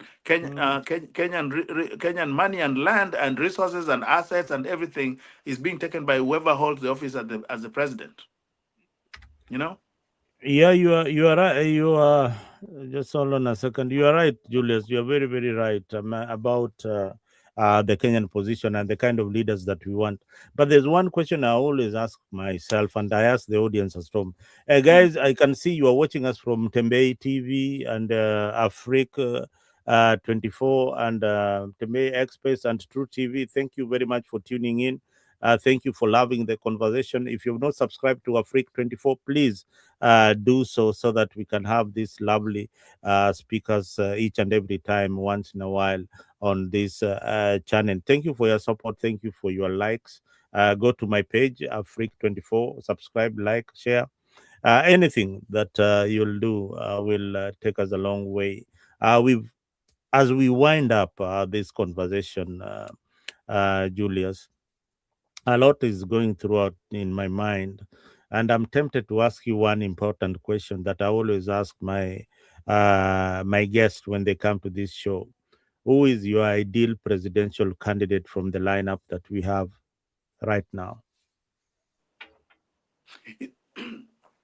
Right now, quite honestly, I lean more towards the ticket of somebody like Edwin Sifuna and Babu Owino, because I Hmm. think that the way they've spoken Hmm. takes us back to constitutionality. They've said that the simplest way, the basic way to to be able to see the relevance of politics in Kenya is to go back to the constitution. Just stick to the constitution and and enforce the laws as they are prescribed in the constitution. Those statutes are there for a reason. And right now, somebody like President Ruto, he has Mm. not done that. He has not done much within the period of time that has been given to to showcase that he's actually up to the job. Mm. One is done a lot of damage when it comes to constitutionality of that particular office. The Mm. office of the president has become a free fall, whereby every jack trader walks into the office of the president, and deals are being conducted from the office of the president corridors, and there's no transparency. State House is supposed to be a sacred place where it's an office that is owned by Kenyans, by the taxpayers. Kenyans are the ones that maintain the office. First of all, open up the doors, open up the gates. Mhm. Remove all. You can have security personnel stationed there, the GSU or any paramilitary people that guard the place. But any Kenyan who pays taxes should be able to have free access to that office. Make up tours. Let people be able to come to that place and understand what is this secrecy about the state house. Let people walk in under supervised and conducted tours, so that the people can be able to understand this state house, that which houses the presidency. Number two, I look at the joint opposition. They don't seem to understand what their vision is. They've lost the vision. You know. Now, Mm. there's a lot that is being talked about. People like Gashagwa, the impeached, deputy president. Mm. To me, quite honestly, he comes out as a bitter man, and it would be nice for him to be able to get to the bottom of why he was impeached and understand it. And from what I understand, I think the court systems has kind of made it very clear to him that his impeachment stands. But I Mm. think that justice needs to be done still. If he has any reasonable grounds to appeal, that file should be reopened, and he should be able to understand, because it destroys his political career. But one thing that I don't like is, I don't like the rhetoric, because what he's doing is polarizing the nation, and at the same time is also destroying the unity and the harmony that the country needs. Um, if we come down to the people, why do I think that Sifuna and Babu are a good ticket now? Now, Mm. these are two. First of all, they're young people. They're younger. They're from a younger generation. They Mm. are very close to the Gen Zs. Mm. And we know that from the landmark demonstrations that the Gen Zs recently conducted, that uh, brought in a lot of changes in Kenya and woke up the administration. I think that they can resonate with the Gen Z's population, that demographic. Mm. I think Sifuna being an advocate, and given is both of them actually, Sifuna and Babu, they're both lawyers. They understand the laws. They understand the constitution. Now, I think that is an advantage, but really, they should be able to explain to Kenyans, come out and articulate to Kenyans exactly what kind of change they want to bring to Kenya. How do they want to do it? How do they want Kenyans to be part of it? Because that's very important. You know, Mhm. like I said, I'm leaning towards them, but I'm still open, depending on how they articulate what their vision is. How are they going to be able to transform the mess that Kenya is in today, and bring Kenya back to the playing board? That's going to be the most difficult job. If they can be able to tell us exactly their manifesto, in terms Mhm. of that also outlines the strategic goals and measures, and and approach that they're going to put in place to ensure that Kenya, that they are doing everything they can legislatively, and to undo all the damage that the Ruto administration has already done. plus what the previous administrations before President Ruto have done to Kenya, then Mhm. I will be completely on board. But I think for a start, we need a totally different mindset. You know, we need a president that will be able to resonate with the ordinary Kenyans, not just those who have already been given the carrots at the very top that Mhm. already know how to steal money. We need a president that understands that this is the way to run a country. And I think if I look at what we have, I think Sifuna and Babu Owino ticket actually gives me that kind of hope. And I'm glad that they're also younger members of a younger generation. They are focused on the damage that has already been done. They want to be able to make to transform Kenya from that. I'm rooting for them. Wow, I think I need to add a lot. I mean, I've got some contrary opinion to whatever view, but let me put the same question to Geoffrey. Geoffrey, in as we wind up, who is your ideal presidential candidate for president in 2027? In regards to the kind of leaders that we have who are positioned themselves for leadership in 2027. That's a good question. I think that's me, you, or Julius, right? I think it's someone, it's people who are transformational. I don't think that it should be confined to the current players. I think yeah. I want us to confine to the current players because they're the people who have Uh, shown interest. You have not yeah, shown interest that you want to run for president. I yeah. For want. the Yes. current players who have shown interest, have all been a disappointment to me. Mhm. So in terms of a president, what I expect from a president is not just somebody getting the position to be Mhm. called a president and visit the US and walk in the Rose Garden. That is being, I don't think, to me, that doesn't add value. But I think what adds value to me is when I go home every December or January and I see the life of poor people, ignorant people, illiterate people, I see their life transformational. I see them moving from living from animalistic structures to human structures. I see them. I see Nairobi clean. I see Homa Bay clean. I see a green country.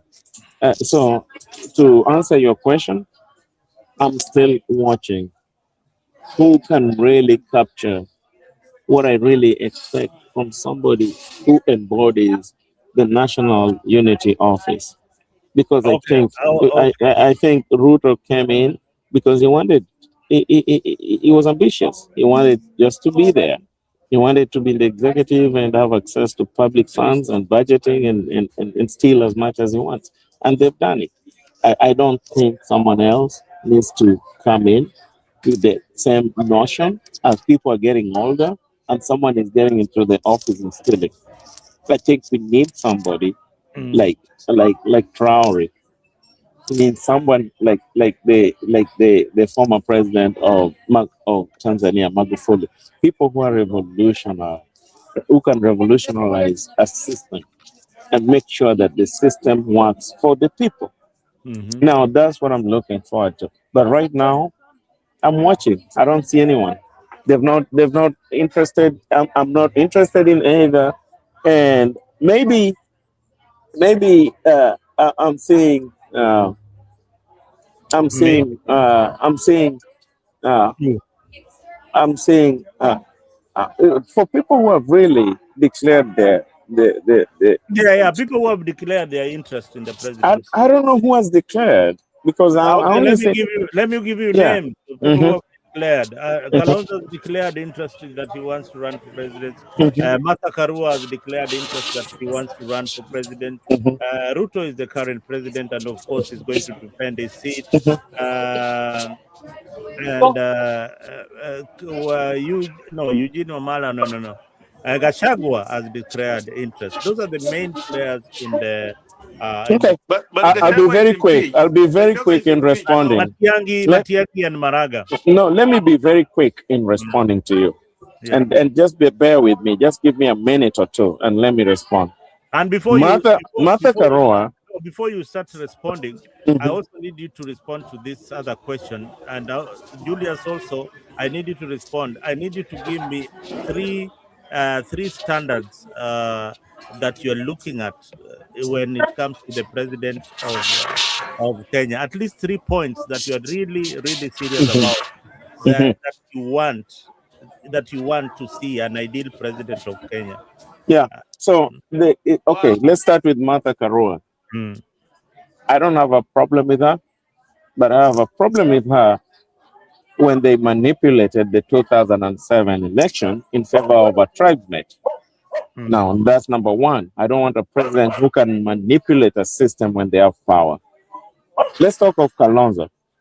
Good man, but he joined Kibaki at a time that the country needed him. But he joined Kibaki because of a position of a vice president. I don't want someone who can easily be manipulated just as long as they get a position. Number three, you say Ruto Mm. tested and failed, flat failed, nothing else to add.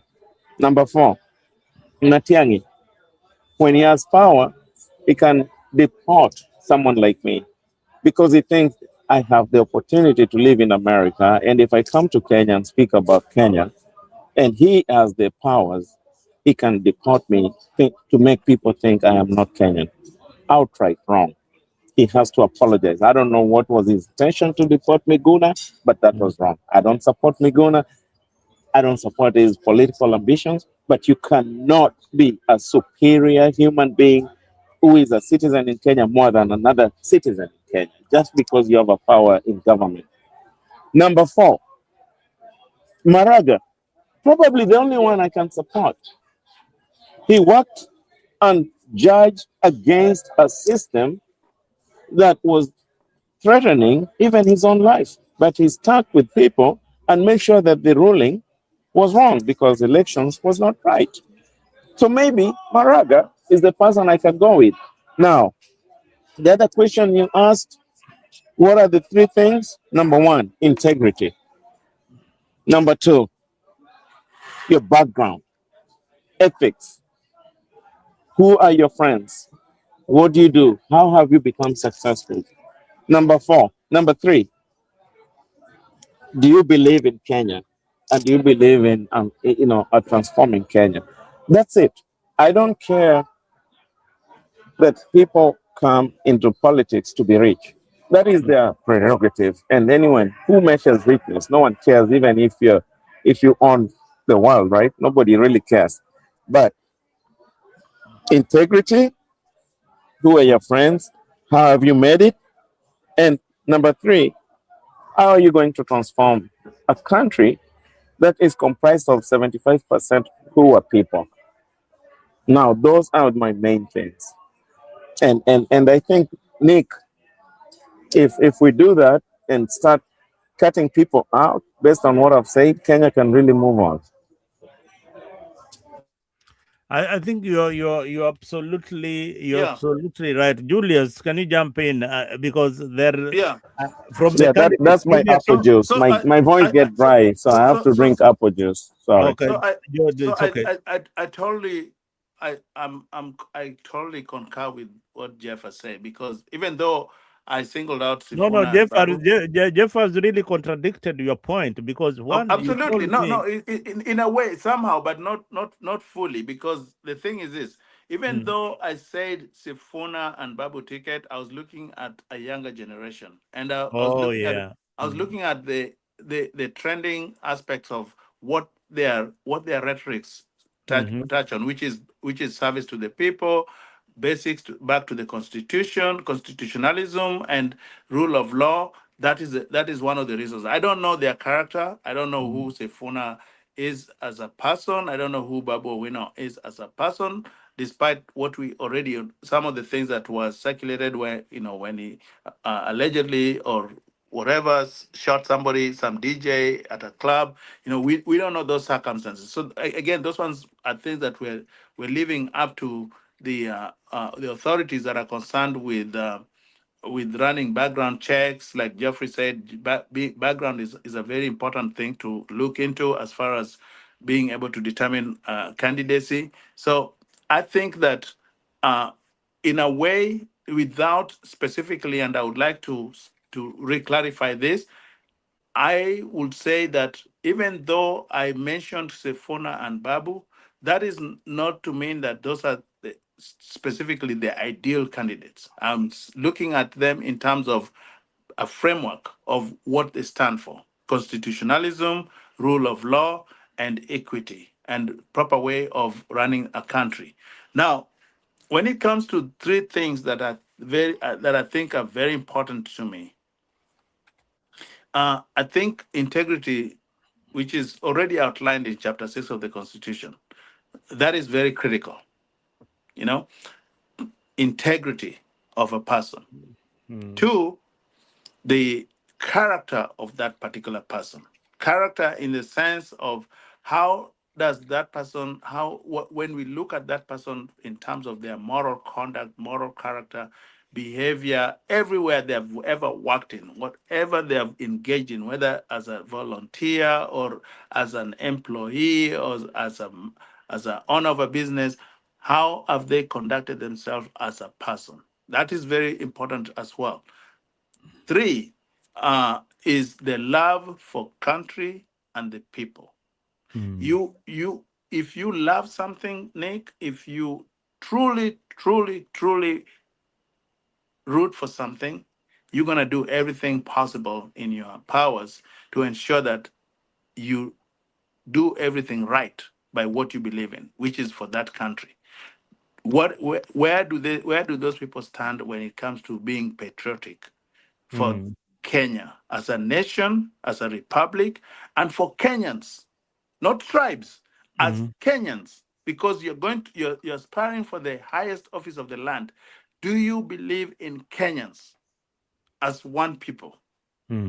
Those are three things that I think any person running for office should be able to come up and convince every single Kenyan that I truly stand for this. And based on their behavior, based on their rhetorics, based on their past viewpoints, based on their everything they've posted, whether it's on Twitter, whether it's on any other social media platform, we should be able to vet that and be able to know that this person is truthful.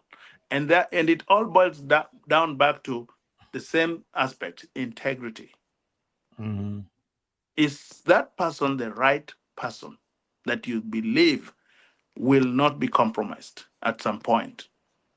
So again, when if I look at a candidate like Maraga, I think Maraga exhibited that there's some questionable aspects in terms of how he ran the office as the chief justice.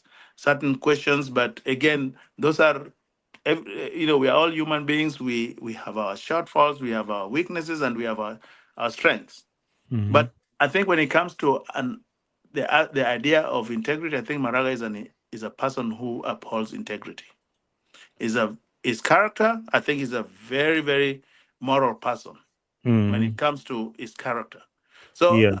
so if we were to vote today and actually say, um, who can actually steer Kenya to the right direction, it will be Maraga. But Thank you. again, I think Maraga has to do a whole lot more to sell himself to Kenyans, so that Kenyans who are thinking differently, Kenyans don't reason like the way we are reasoning in this conversation right now. Most Kenyans don't. They don't factor in many of the things that we've already talked about. And I wish that Kenyans could actually pause and and come back to their senses and start looking at it in terms of like, what is best for us as Kenyans. You know, if everybody in Kenya could take a chance and look at themselves in terms of what would I want for my own family, then they would be able to know what they would want for their own country. Wow, that's a powerful one. As we end this particular show,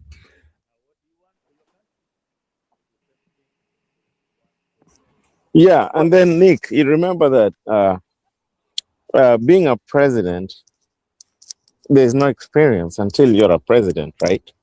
Yeah, you remember Obama, a lot of uh, opponents for Obama talked about lack of his experience. But, you know, he said they can talk about experience, they're right. But he has to be a president to be experienced on the job.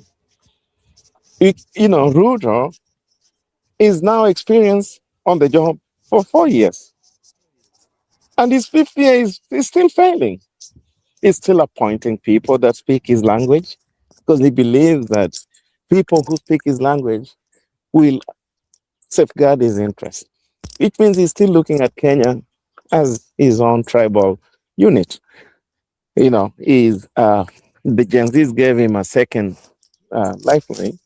What happened? Hmm? He has He's blown it he up. he's blown it up, right? What is he doing? They told him there's some few people we don't want to be in the cabinet. Why? They were stealing money to buy expensive watches and shoes and all that. What did he do? He took them to even better ministries. Okay, which is fine. Those are his friends. But the country is bigger than your friends. Okay, the country takes care of people who nobody knows. And thirdly, every country is now safeguarding their boundaries. Ruto is busy selling citizenships so that he gets more votes to win. You know? No, he just doesn't get it, man. He doesn't get it. He he grew up in Sugoi, had the opportunity to go to, I think, Kenyatta University, and after that joined Moi bandwagon of Youth for Kanu, and started you know, making, wealth from nowhere. So he doesn't get it. He's never had a job. He's He's never a been he's like a me and you, he's who a goes product of out. corruption. Yes, he's never been recruited because of his merits and his professionalism. All he's got is because he has spoken the Kalenjin language to the Kalenjin powers who are in power. So that's the system he knows. That's the system he knows. And that's why you see his group is hanging out with people with a lot of questionable characters. Huh? It's You know, okay. Come. he, a president, I'm coming. I'm finishing, and then I'm coming. you can mute, Yeah. mute, mute, What do you mute, think? What do you think is good for mute, Kenya? Julius, mute. This is a it's a radio show, man. So uh you know you have to ensure that anyway, I lost my school of thought. But that's what I was talking about. I mean, Nick. When I say sorry, that's my granddaughter. She wanted to. She's a very intelligent girl. She wanted to weigh in, but again, Julius, she's a she, kid. she's We're she's talking not about she's not going to political weigh in. stuff. Yeah, no, she's a kid, but I think she thinks even better than people like Ruto, by the way. No, So no, no, no, no, no, anyway, no. We're let talking let about grown people's things. let me tell you this. Let me say this. You know, I go back to knowing Ruto when back from YK92. I actually did a project for YK92 myself. And under the Cyper project, which was run by Jirongo at the time, Jirongo was the CEO, and Ben Wakungu was actually the MD of Cyper. And they gave me a project through some professor who was Ugandan professor who was working for them, called Dr. Dit back then, and I did the project for them. I did my research, I did my job, I delivered. But the thing is this: I knew from the get go that YK92 was in itself an illegal entity because it was driven by one thing: voter fraud, to be able to manipulate the voting system and the electoral system in Kenya so that every single Kenyan could vote Kanu back to power. That was it. That means that everybody that worked for YK92 in itself believed in the wrong cause for Kenya. They did not believe in the Republic of Kenya. Now, did Ruto believe in the Republic of Kenya? Ruto never believed in the Republic of Kenya. He looked at Republic of Kenya in terms of a tool to be used to either get to power and own that power and do everything that people like Moi were doing back then, where you control the bank, the central bank and the treasury. And that's what we've come to realize right now. Every single president in Kenya has, one way or the other, has stolen something from Kenya, including starting with the assets of Kenya, land, uh, you know, state corporations that they sell and they fight for it to be sold, and then they buy it through proxies, and then they become the owners. Ruto has been involved in all that. Ruto owns land. Ruto owns resources that previously belonged to the Republic of Kenya, and is a president right now. Should Kenyans trust somebody like that? I don't even know how Kenyans even were able to trust him. You know, Kenyans should not have made that mistake. But again, I also blame Kenyans, the voters, because think about it. When President Ruto and President Uhuru Kenyatta ran as a ticket back in 2013, were they not people who were actually going through a trial for crimes against humanity? Yet they used that as a basis as a case to show that they were the right people to run for Kenya and to rule Kenya, and Kenyans agreed with them and voted them in. So Kenyans are getting what they deserved, in somehow. Are you there? Are you saying something? Nick, I think you're mute. Nick, we can't hear you very well, Nick. You're mute. I can't hear you. Yeah, you're on mute. Maybe you're muted, Nick.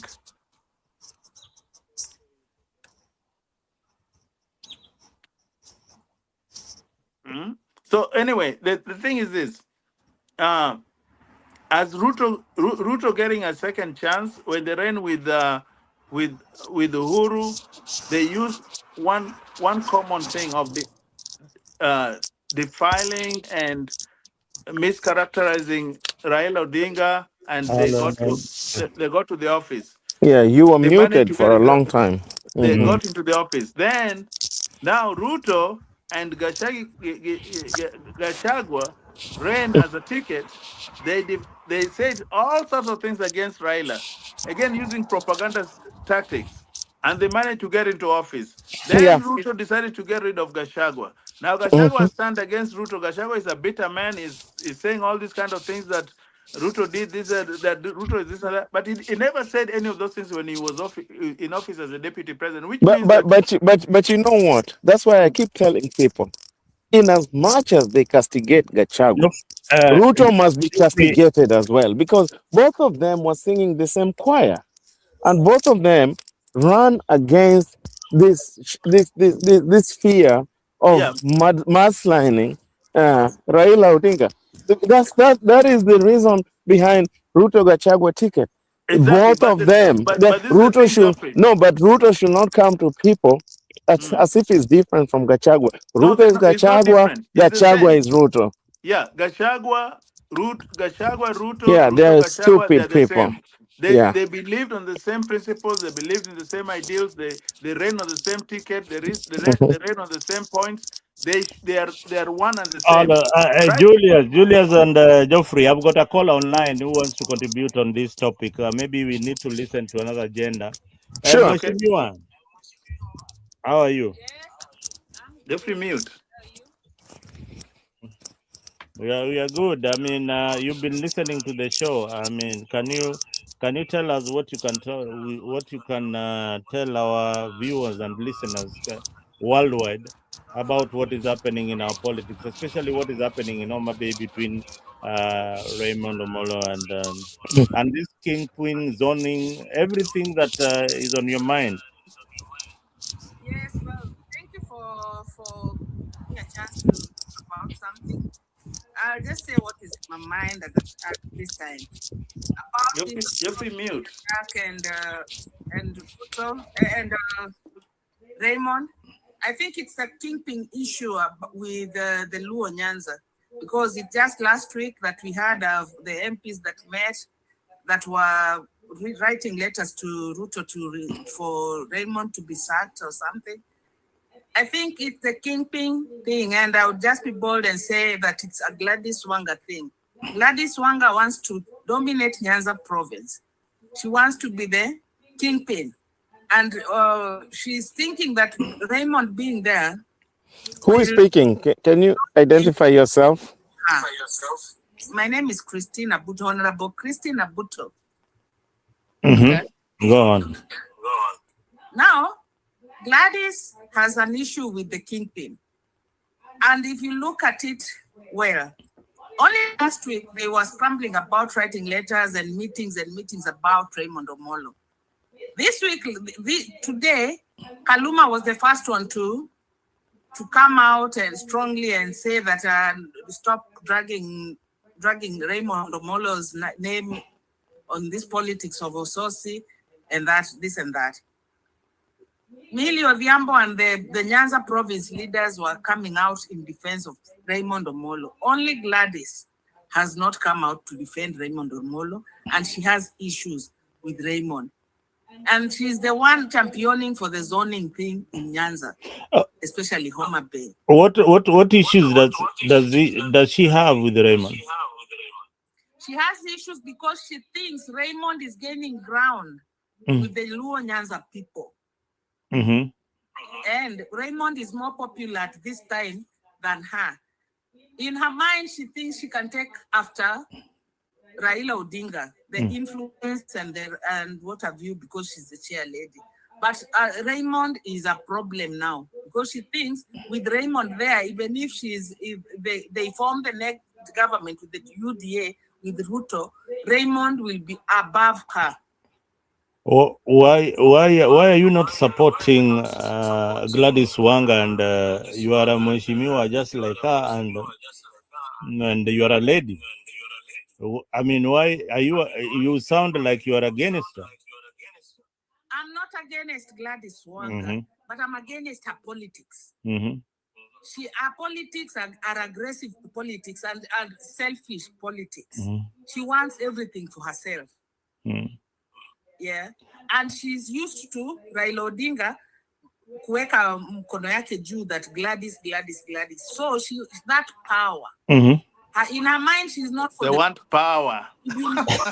Yes, whatever Gladys is power. It's not even for the people or working for the people. If you look at Homa Bay County as it is, initially there was projects that were being done, and she was coming up front that she's the one doing them, only for us to realize that she was not the one doing them. It was initiated through Raymond Omollo in the national government. So her problem is she has not done work. Her influence has dwindled. She's not popular anymore. And Raymond is coming like for the people. And she's not for the people. So she has to use her tricks that she used to do with Raila Odinga, with William Ruto, intimidation and force. I want this and I want it for myself. All right, Mheshimiwa. Thank you very much. Let me engage. It's all about the kingpin. You see, Babu Owino coming in. Yes, Babu Owino. Yes. He's also against Raymond. Why? Kingpin of the Luos.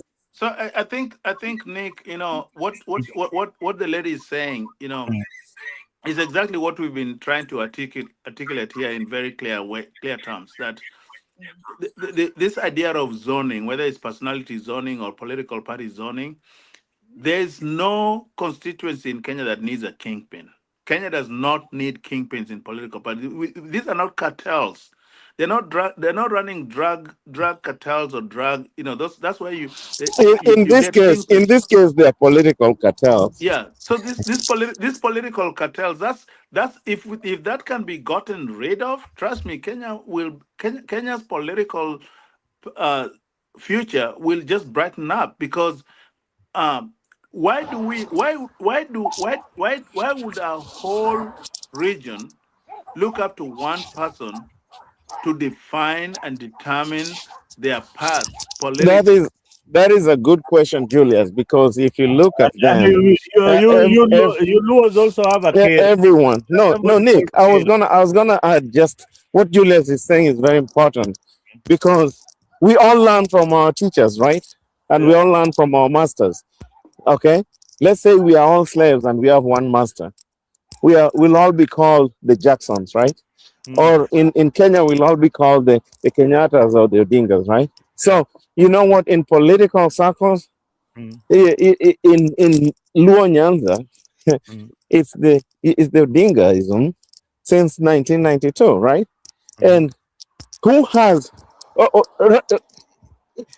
Oginga Odinga himself didn't really advance this nonsense, okay?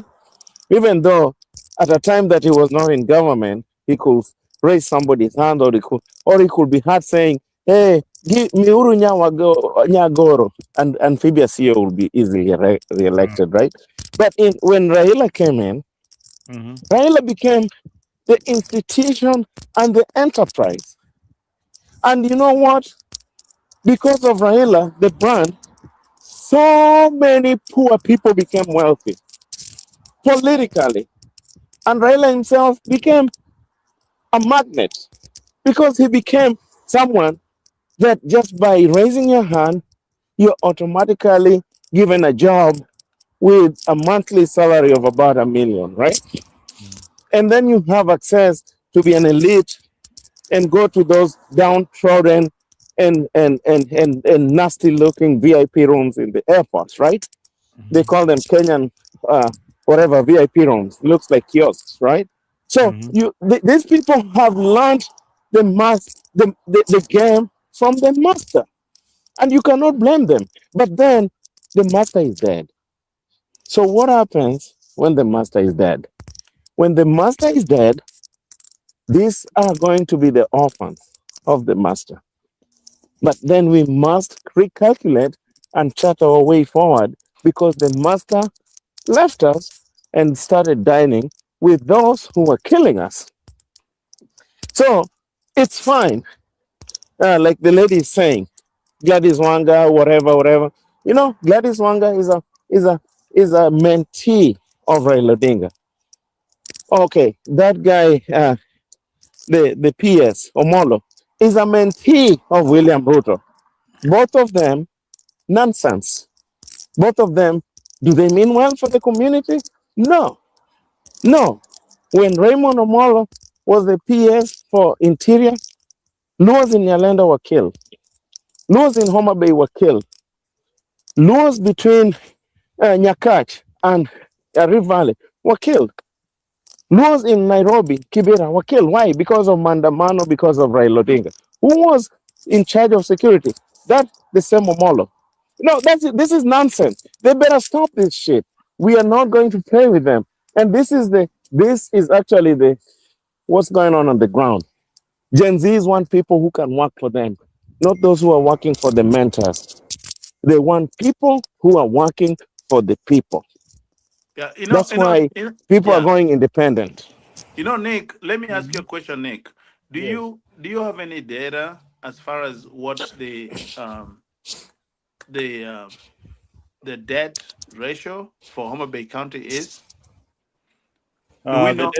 I don't have the data, but I can find it out. We can have Yeah, a show yeah, for that particular because what I know is that the wage bill, they have allocated more funds to paying workers than what they allocate for development in Homa Bay. right. Then the GDP of Homa Bay, what the money they collect each and every month? I think it is under 10 million, roughly. They Right. So yeah. Oma Bay collect quite a lot of money per day. So when we go back to the basics of leadership, Mm, the core principles of leadership, one is accountability, responsibility, being able to manage the resources, the people, and also being able to prioritize correctly. Now let's look at what Gladys Wanga has done, and we can only compare her with governor the previous governor, which is Awiti, because that was the first governor of Homa Bay. If we look at Governor Awiti and Governor Gladys Wanga, and we compare the two of them, we find there's zero difference, because the corruption that existed during Governor Awiti has even increased under the watch of Governor Gladys Wanga. The just starting with the county employees, the salaries of county employees has always delayed. And when I talk with some employees of the county government, you know what they tell me? They say that the salary, even though the salary was already appropriated by Parliament, but and disbursed to the county, the governor decides when the salaries should be paid. The question is, why does the governor have the authority to be able to change the appropriation or the allocation of an appropriated fund? And because the and governor has right to fund and ODM. The governor right has to and fund Senate, ODM yeah, issues yeah, before the workers of Homa Bay. exactly, That is the thing. That is what and zoning Senate comes in. and Zoning Senate, comes in yeah, so that Senate they can control resources of these zoned areas. That's and what they're doing. Senate, which is supposed to be oversighting county governments, Mhm. does not even bring this up. I've It's never it's all heard. about I've manipulation. never heard the Senate convene any committee meetings to discuss why any specific county employees are not are behind or in arrears when it comes to their salaries payment. I've never seen. So No, when what you asked something here, you had, and I've Googled and I got some answer. You mm, asked about how much Homa Bay collects. Homa Bay revenue collection, the money that it collects each and every month is around between 120 million to 140 million per month. good, just hold it there, Nick. Yeah. You and I lived in Homa Bay around the time when So I was very right. there was no CDF being disbursed, Hmm. and there was very little that was coming from the central government that was coming to the districts. That was Hmm. way back during Moi's time. Mm. But we went to Homa Bay Primary School for free. We never had to pay so much to At attend the school hospital. at the hospital. We went to hospitals for free. The So you hospital was tell so me now, clean. It had yeah, water. It had running yeah, water. yeah, Mm. 30 years, fast track, 30 years. They're Not now not getting, only not only running water, it had yeah. also hot water. We used Now to they get hot now water they're from the hospital. now they have an extra 100 million Kenya shillings coming into their pockets. Plus what the national government is also sending to them. And you're telling me that Yeah, I think Julius, in a nutshell, mm, Wanga can fight Omollo. That's fine. That is, they can go get a room somewhere and fight. Kenyans, I mean, Kenyans in Homa Bay deserve leadership. yeah, And the they leadership they deserve leadership. deserve is a leadership that knows that when they wake up and you get sick, there's a doctor and the medicine in the hospital. Yeah. The What? leadership they deserve is when they wake up and their kids go to school, there's quality education. Yeah. Why does The a governor leadership that need? if you Why does a walk, oh, governor no, need a Prado? the Homa Okay, Why Bay, does a hold governor on a no, thought. need the a leadership high they end need, vehicle the like leadership a they need Prado? is that if you walk in Homa Bay at night, there's Mm. security lights. The leadership they need, you want to take a shower, there's water coming from the taps. The leadership they need is that if you have an issue, security issue, the police is effectively discharging their duties. We don't want to see Prados, whatever, in Homa Bay. We want to see ambulance and sirens taking care of the sick. We don't want to see choppers and who is flying in them in Homa Bay.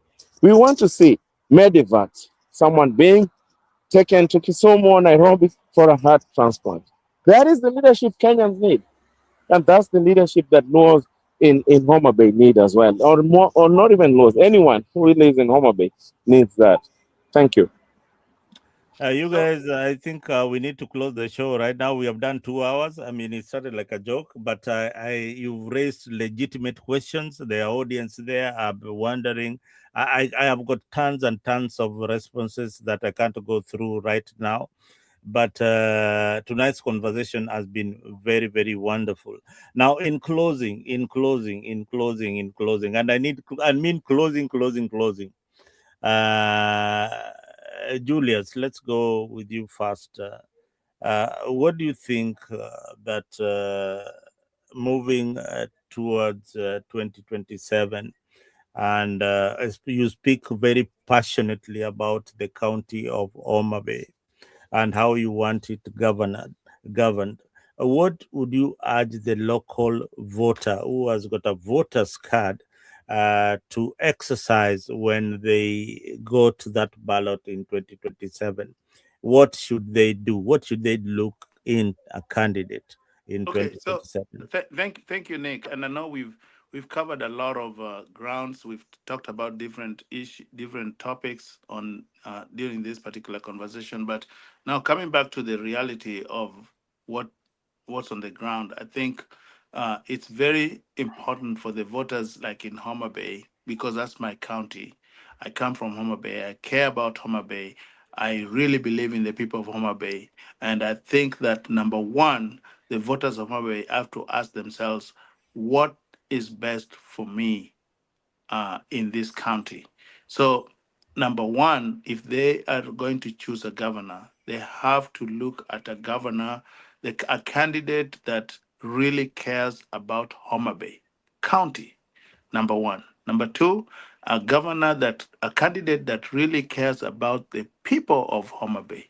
Number three, a candidate that has no issues whatsoever, alleged or otherwise, that their name have not been mentioned in any controversial matters when it comes to misuse of public funds, county funds, mismanagement, abuse of office, at whatsoever. Number three, they need to find a person that a candidate that comes from the county, born and raised in that county. That's the most important thing, because in each and every family, you will not do anything that will jeopardize your family if you are put in a position where you have to make decisions. You're not going to do anything, Nick, that will determine the great Nyang'isa family to the point where the future of Nyang'isa family will be bleak. You will not do that, if regardless of who is telling you what. So they have to look for the son or daughter of the county first. That is primary Mm-hmm. before anything. And when I say the son or daughter of the county, they cannot afford to look at somebody who has come into the county through a marriage. Wow. That's very, very important, because if the marriage ends, guess what? Mm-hmm. Where is her loyalty? She's going to punish the whole county because of mistakes that she thinks the husband committed. And that's what we are witnessing right now.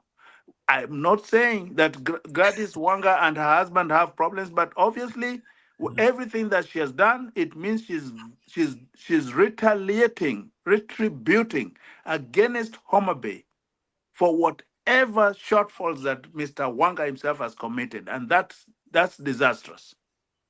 So Or it's very important for us to be able to tell voters that when you are voting, do not do not make a decision based on some handout. 200 shillings, 300 shillings, 50 shillings, 1,000 shillings, 3,000 shillings, 5,000 shillings, 10,000 shillings. Do not sell your county. Don't. Take your time, go through the manifestos, look at your county, consider what your priorities are. Look at the areas where you're lacking: healthcare, education, infrastructure, all that. Look at all that. Look at commerce. Is it easy for you to do business in Homa Bay? Look at all those and ask yourself, has the current governor done anything that can be able to help in any of these areas? If the answer is no, don't vote her. But look for that candidate that is convincingly promising to deliver on those particular areas, and ask them questions. Insist on public debates where you can be able to ask candidates so that you can be able to hold them accountable. Before you vote for anybody, insist on a debate. It could be a town hall setting, it could be a well orchestrated public debate where there's a moderator asking questions so that these people can be held accountable to their manifestos. That is the part that we need to understand. We need to own that entire process. We need to own the leaders, the candidates that we decide to pick on, that we give the chances to be able to be the leaders in those offices, so that we do not come up and say that we made a mistake. No, you should be able to have reasonable grounds to hold those people accountable and say, the reason why we are impeaching this governor and asking for a recall is because this is what they promised. And they have not done that. It's three months down in their office. They have not made any attempts to do that. That's the only thing that we have to see. And then most importantly, integrity. Look at the integrity of the person. Is that person fit for office? Do they believe in the ideals that they say they stand for? And do their characters and their backgrounds also show that, including their lifestyle? Does it show that?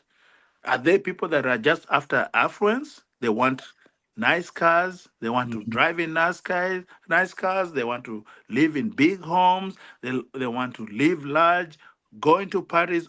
Are they all after opulence, or are they after service to the people? Are they servant leaders? We need to ask ourselves that before we cast our vote for that kind of person. And Homa Bay County, trust me, Homa Bay County will be a good place. Moving on to the nation, apply the same standards. All right. And we'll be okay. All right. Geoffrey, I hope you're still around. Yeah, I'm here. So your closing remarks. Yeah, I'll be very, very brief, okay? Because Julius has really captured most of the things. So for me, I don't care where you're born. It's your right to go anywhere in the country and run whatever you want. Number two, I don't care how much big of a house you own or build. It's your money. But what I do care is not stealing public funds to live large. What I do care is not using lineage with a political leader like Raila Odinga to be the head of a political region. Now, there's a lady who said, Kingpin, Kenya has no royalty. So I don't know the last time we had a king in maybe Homa Bay. But if that's what people are fighting for, then obviously I'm in the wrong audience here. Vote for a democratic person, someone who can listen to you, someone who can visit you, someone who wants to know how your small business can turn into a big business, someone who has started a business and the business has become successful without undue influence, someone who is not busy in Nairobi when Homa Bay is running down, someone who is not busy with party politics at the expense of serving the constituents of a county, okay? Someone who actually wants to work for Homa Bay. I live in Washington, D.C. If I will get the chance to be a governor for Homa Bay, I will move to Homa Bay. I will work for people in Homa Bay. In fact, I will not even look for a home in Homa Bay. I will live in our home in Asombi. and drive every day to Homa Bay headquarters to run the affairs of people. And it's not about opulence, like Julia said. They built a very huge, humongous office in Homa Bay for people who are healthy, people who have big guts, people who are dressed nice to sit in and work for people. Yet you go to Homa Bay Hospital, the Homa Bay Hospital itself looks like a trash, okay? Looks like a trash. And the worst is that she posts these things that she's built a morgue, which is fine, which is fine. But you cannot build a morgue nicely than even the patients who are still living and deserve life before they go to that morgue. Okay? So what am I talking about, Nick? We need a transformational leadership. The people of Homa Bay, stop this nonsense of ODM or anyone that purports to be the party leader, whatever. Parties do not change your household. Individuals, transformational individuals, change your household. And 2 term, 1 term, I don't care. But both were the same coin, but different sides. Just because one has the government doesn't mean he's better. But calculate better and find out why one side is better than the other side. And most importantly, can we chart our own affairs? Do we have to be in the national government? No, I don't think so. The work of devolution was to bring power and services to the people. What the hell are you doing kissing the national government's ass? Let them do whatever they want. There's a time that Moi was a president and I was in Homa Bay High School. And they even closed schools because there was lack of food. Why? Because Nyanza'S schools could not be even given food. There was drought. We were all sent home. What happened? Today I'm in America, 30 years. I've done so many things than people who went to the most elite Moi schools in Kenya, and they've never done even a squat of what I've done in my personal life. So we have to teach our people to do important things for themselves and not depend on the government, like what Kikuyus and Kalenjins have always thought, that they have to be in the government to be successful.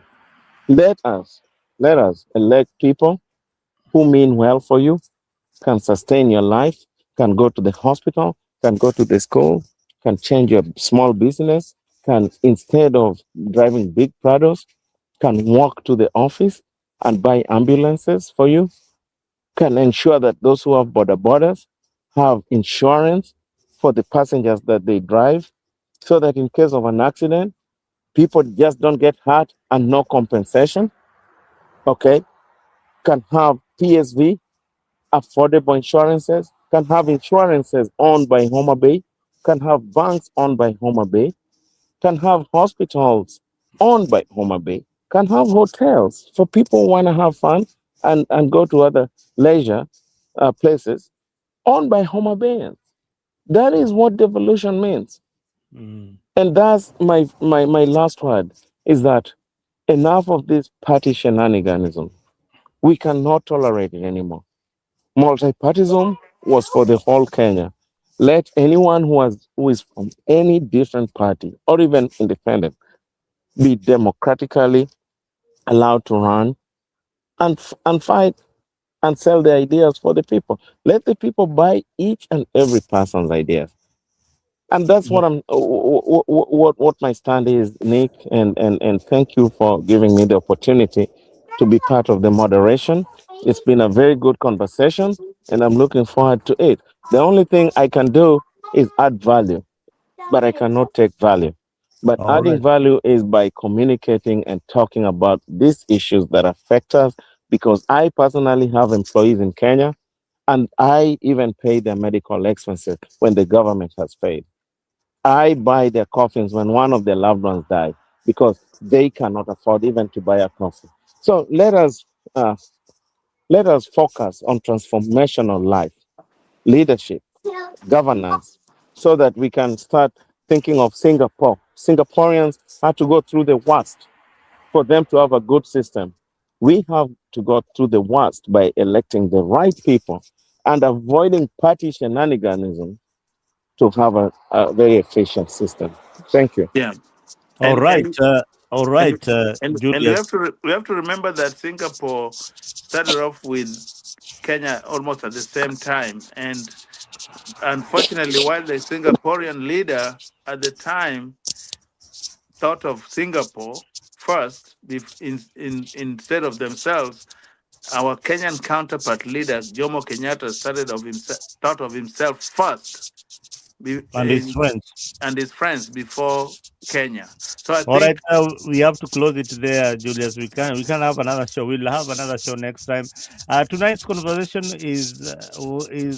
was very very informative, and we have created awareness because once fear becomes part of our politics, it stops being a democracy. And once violence becomes normalized in our society, it becomes very difficult to reverse that.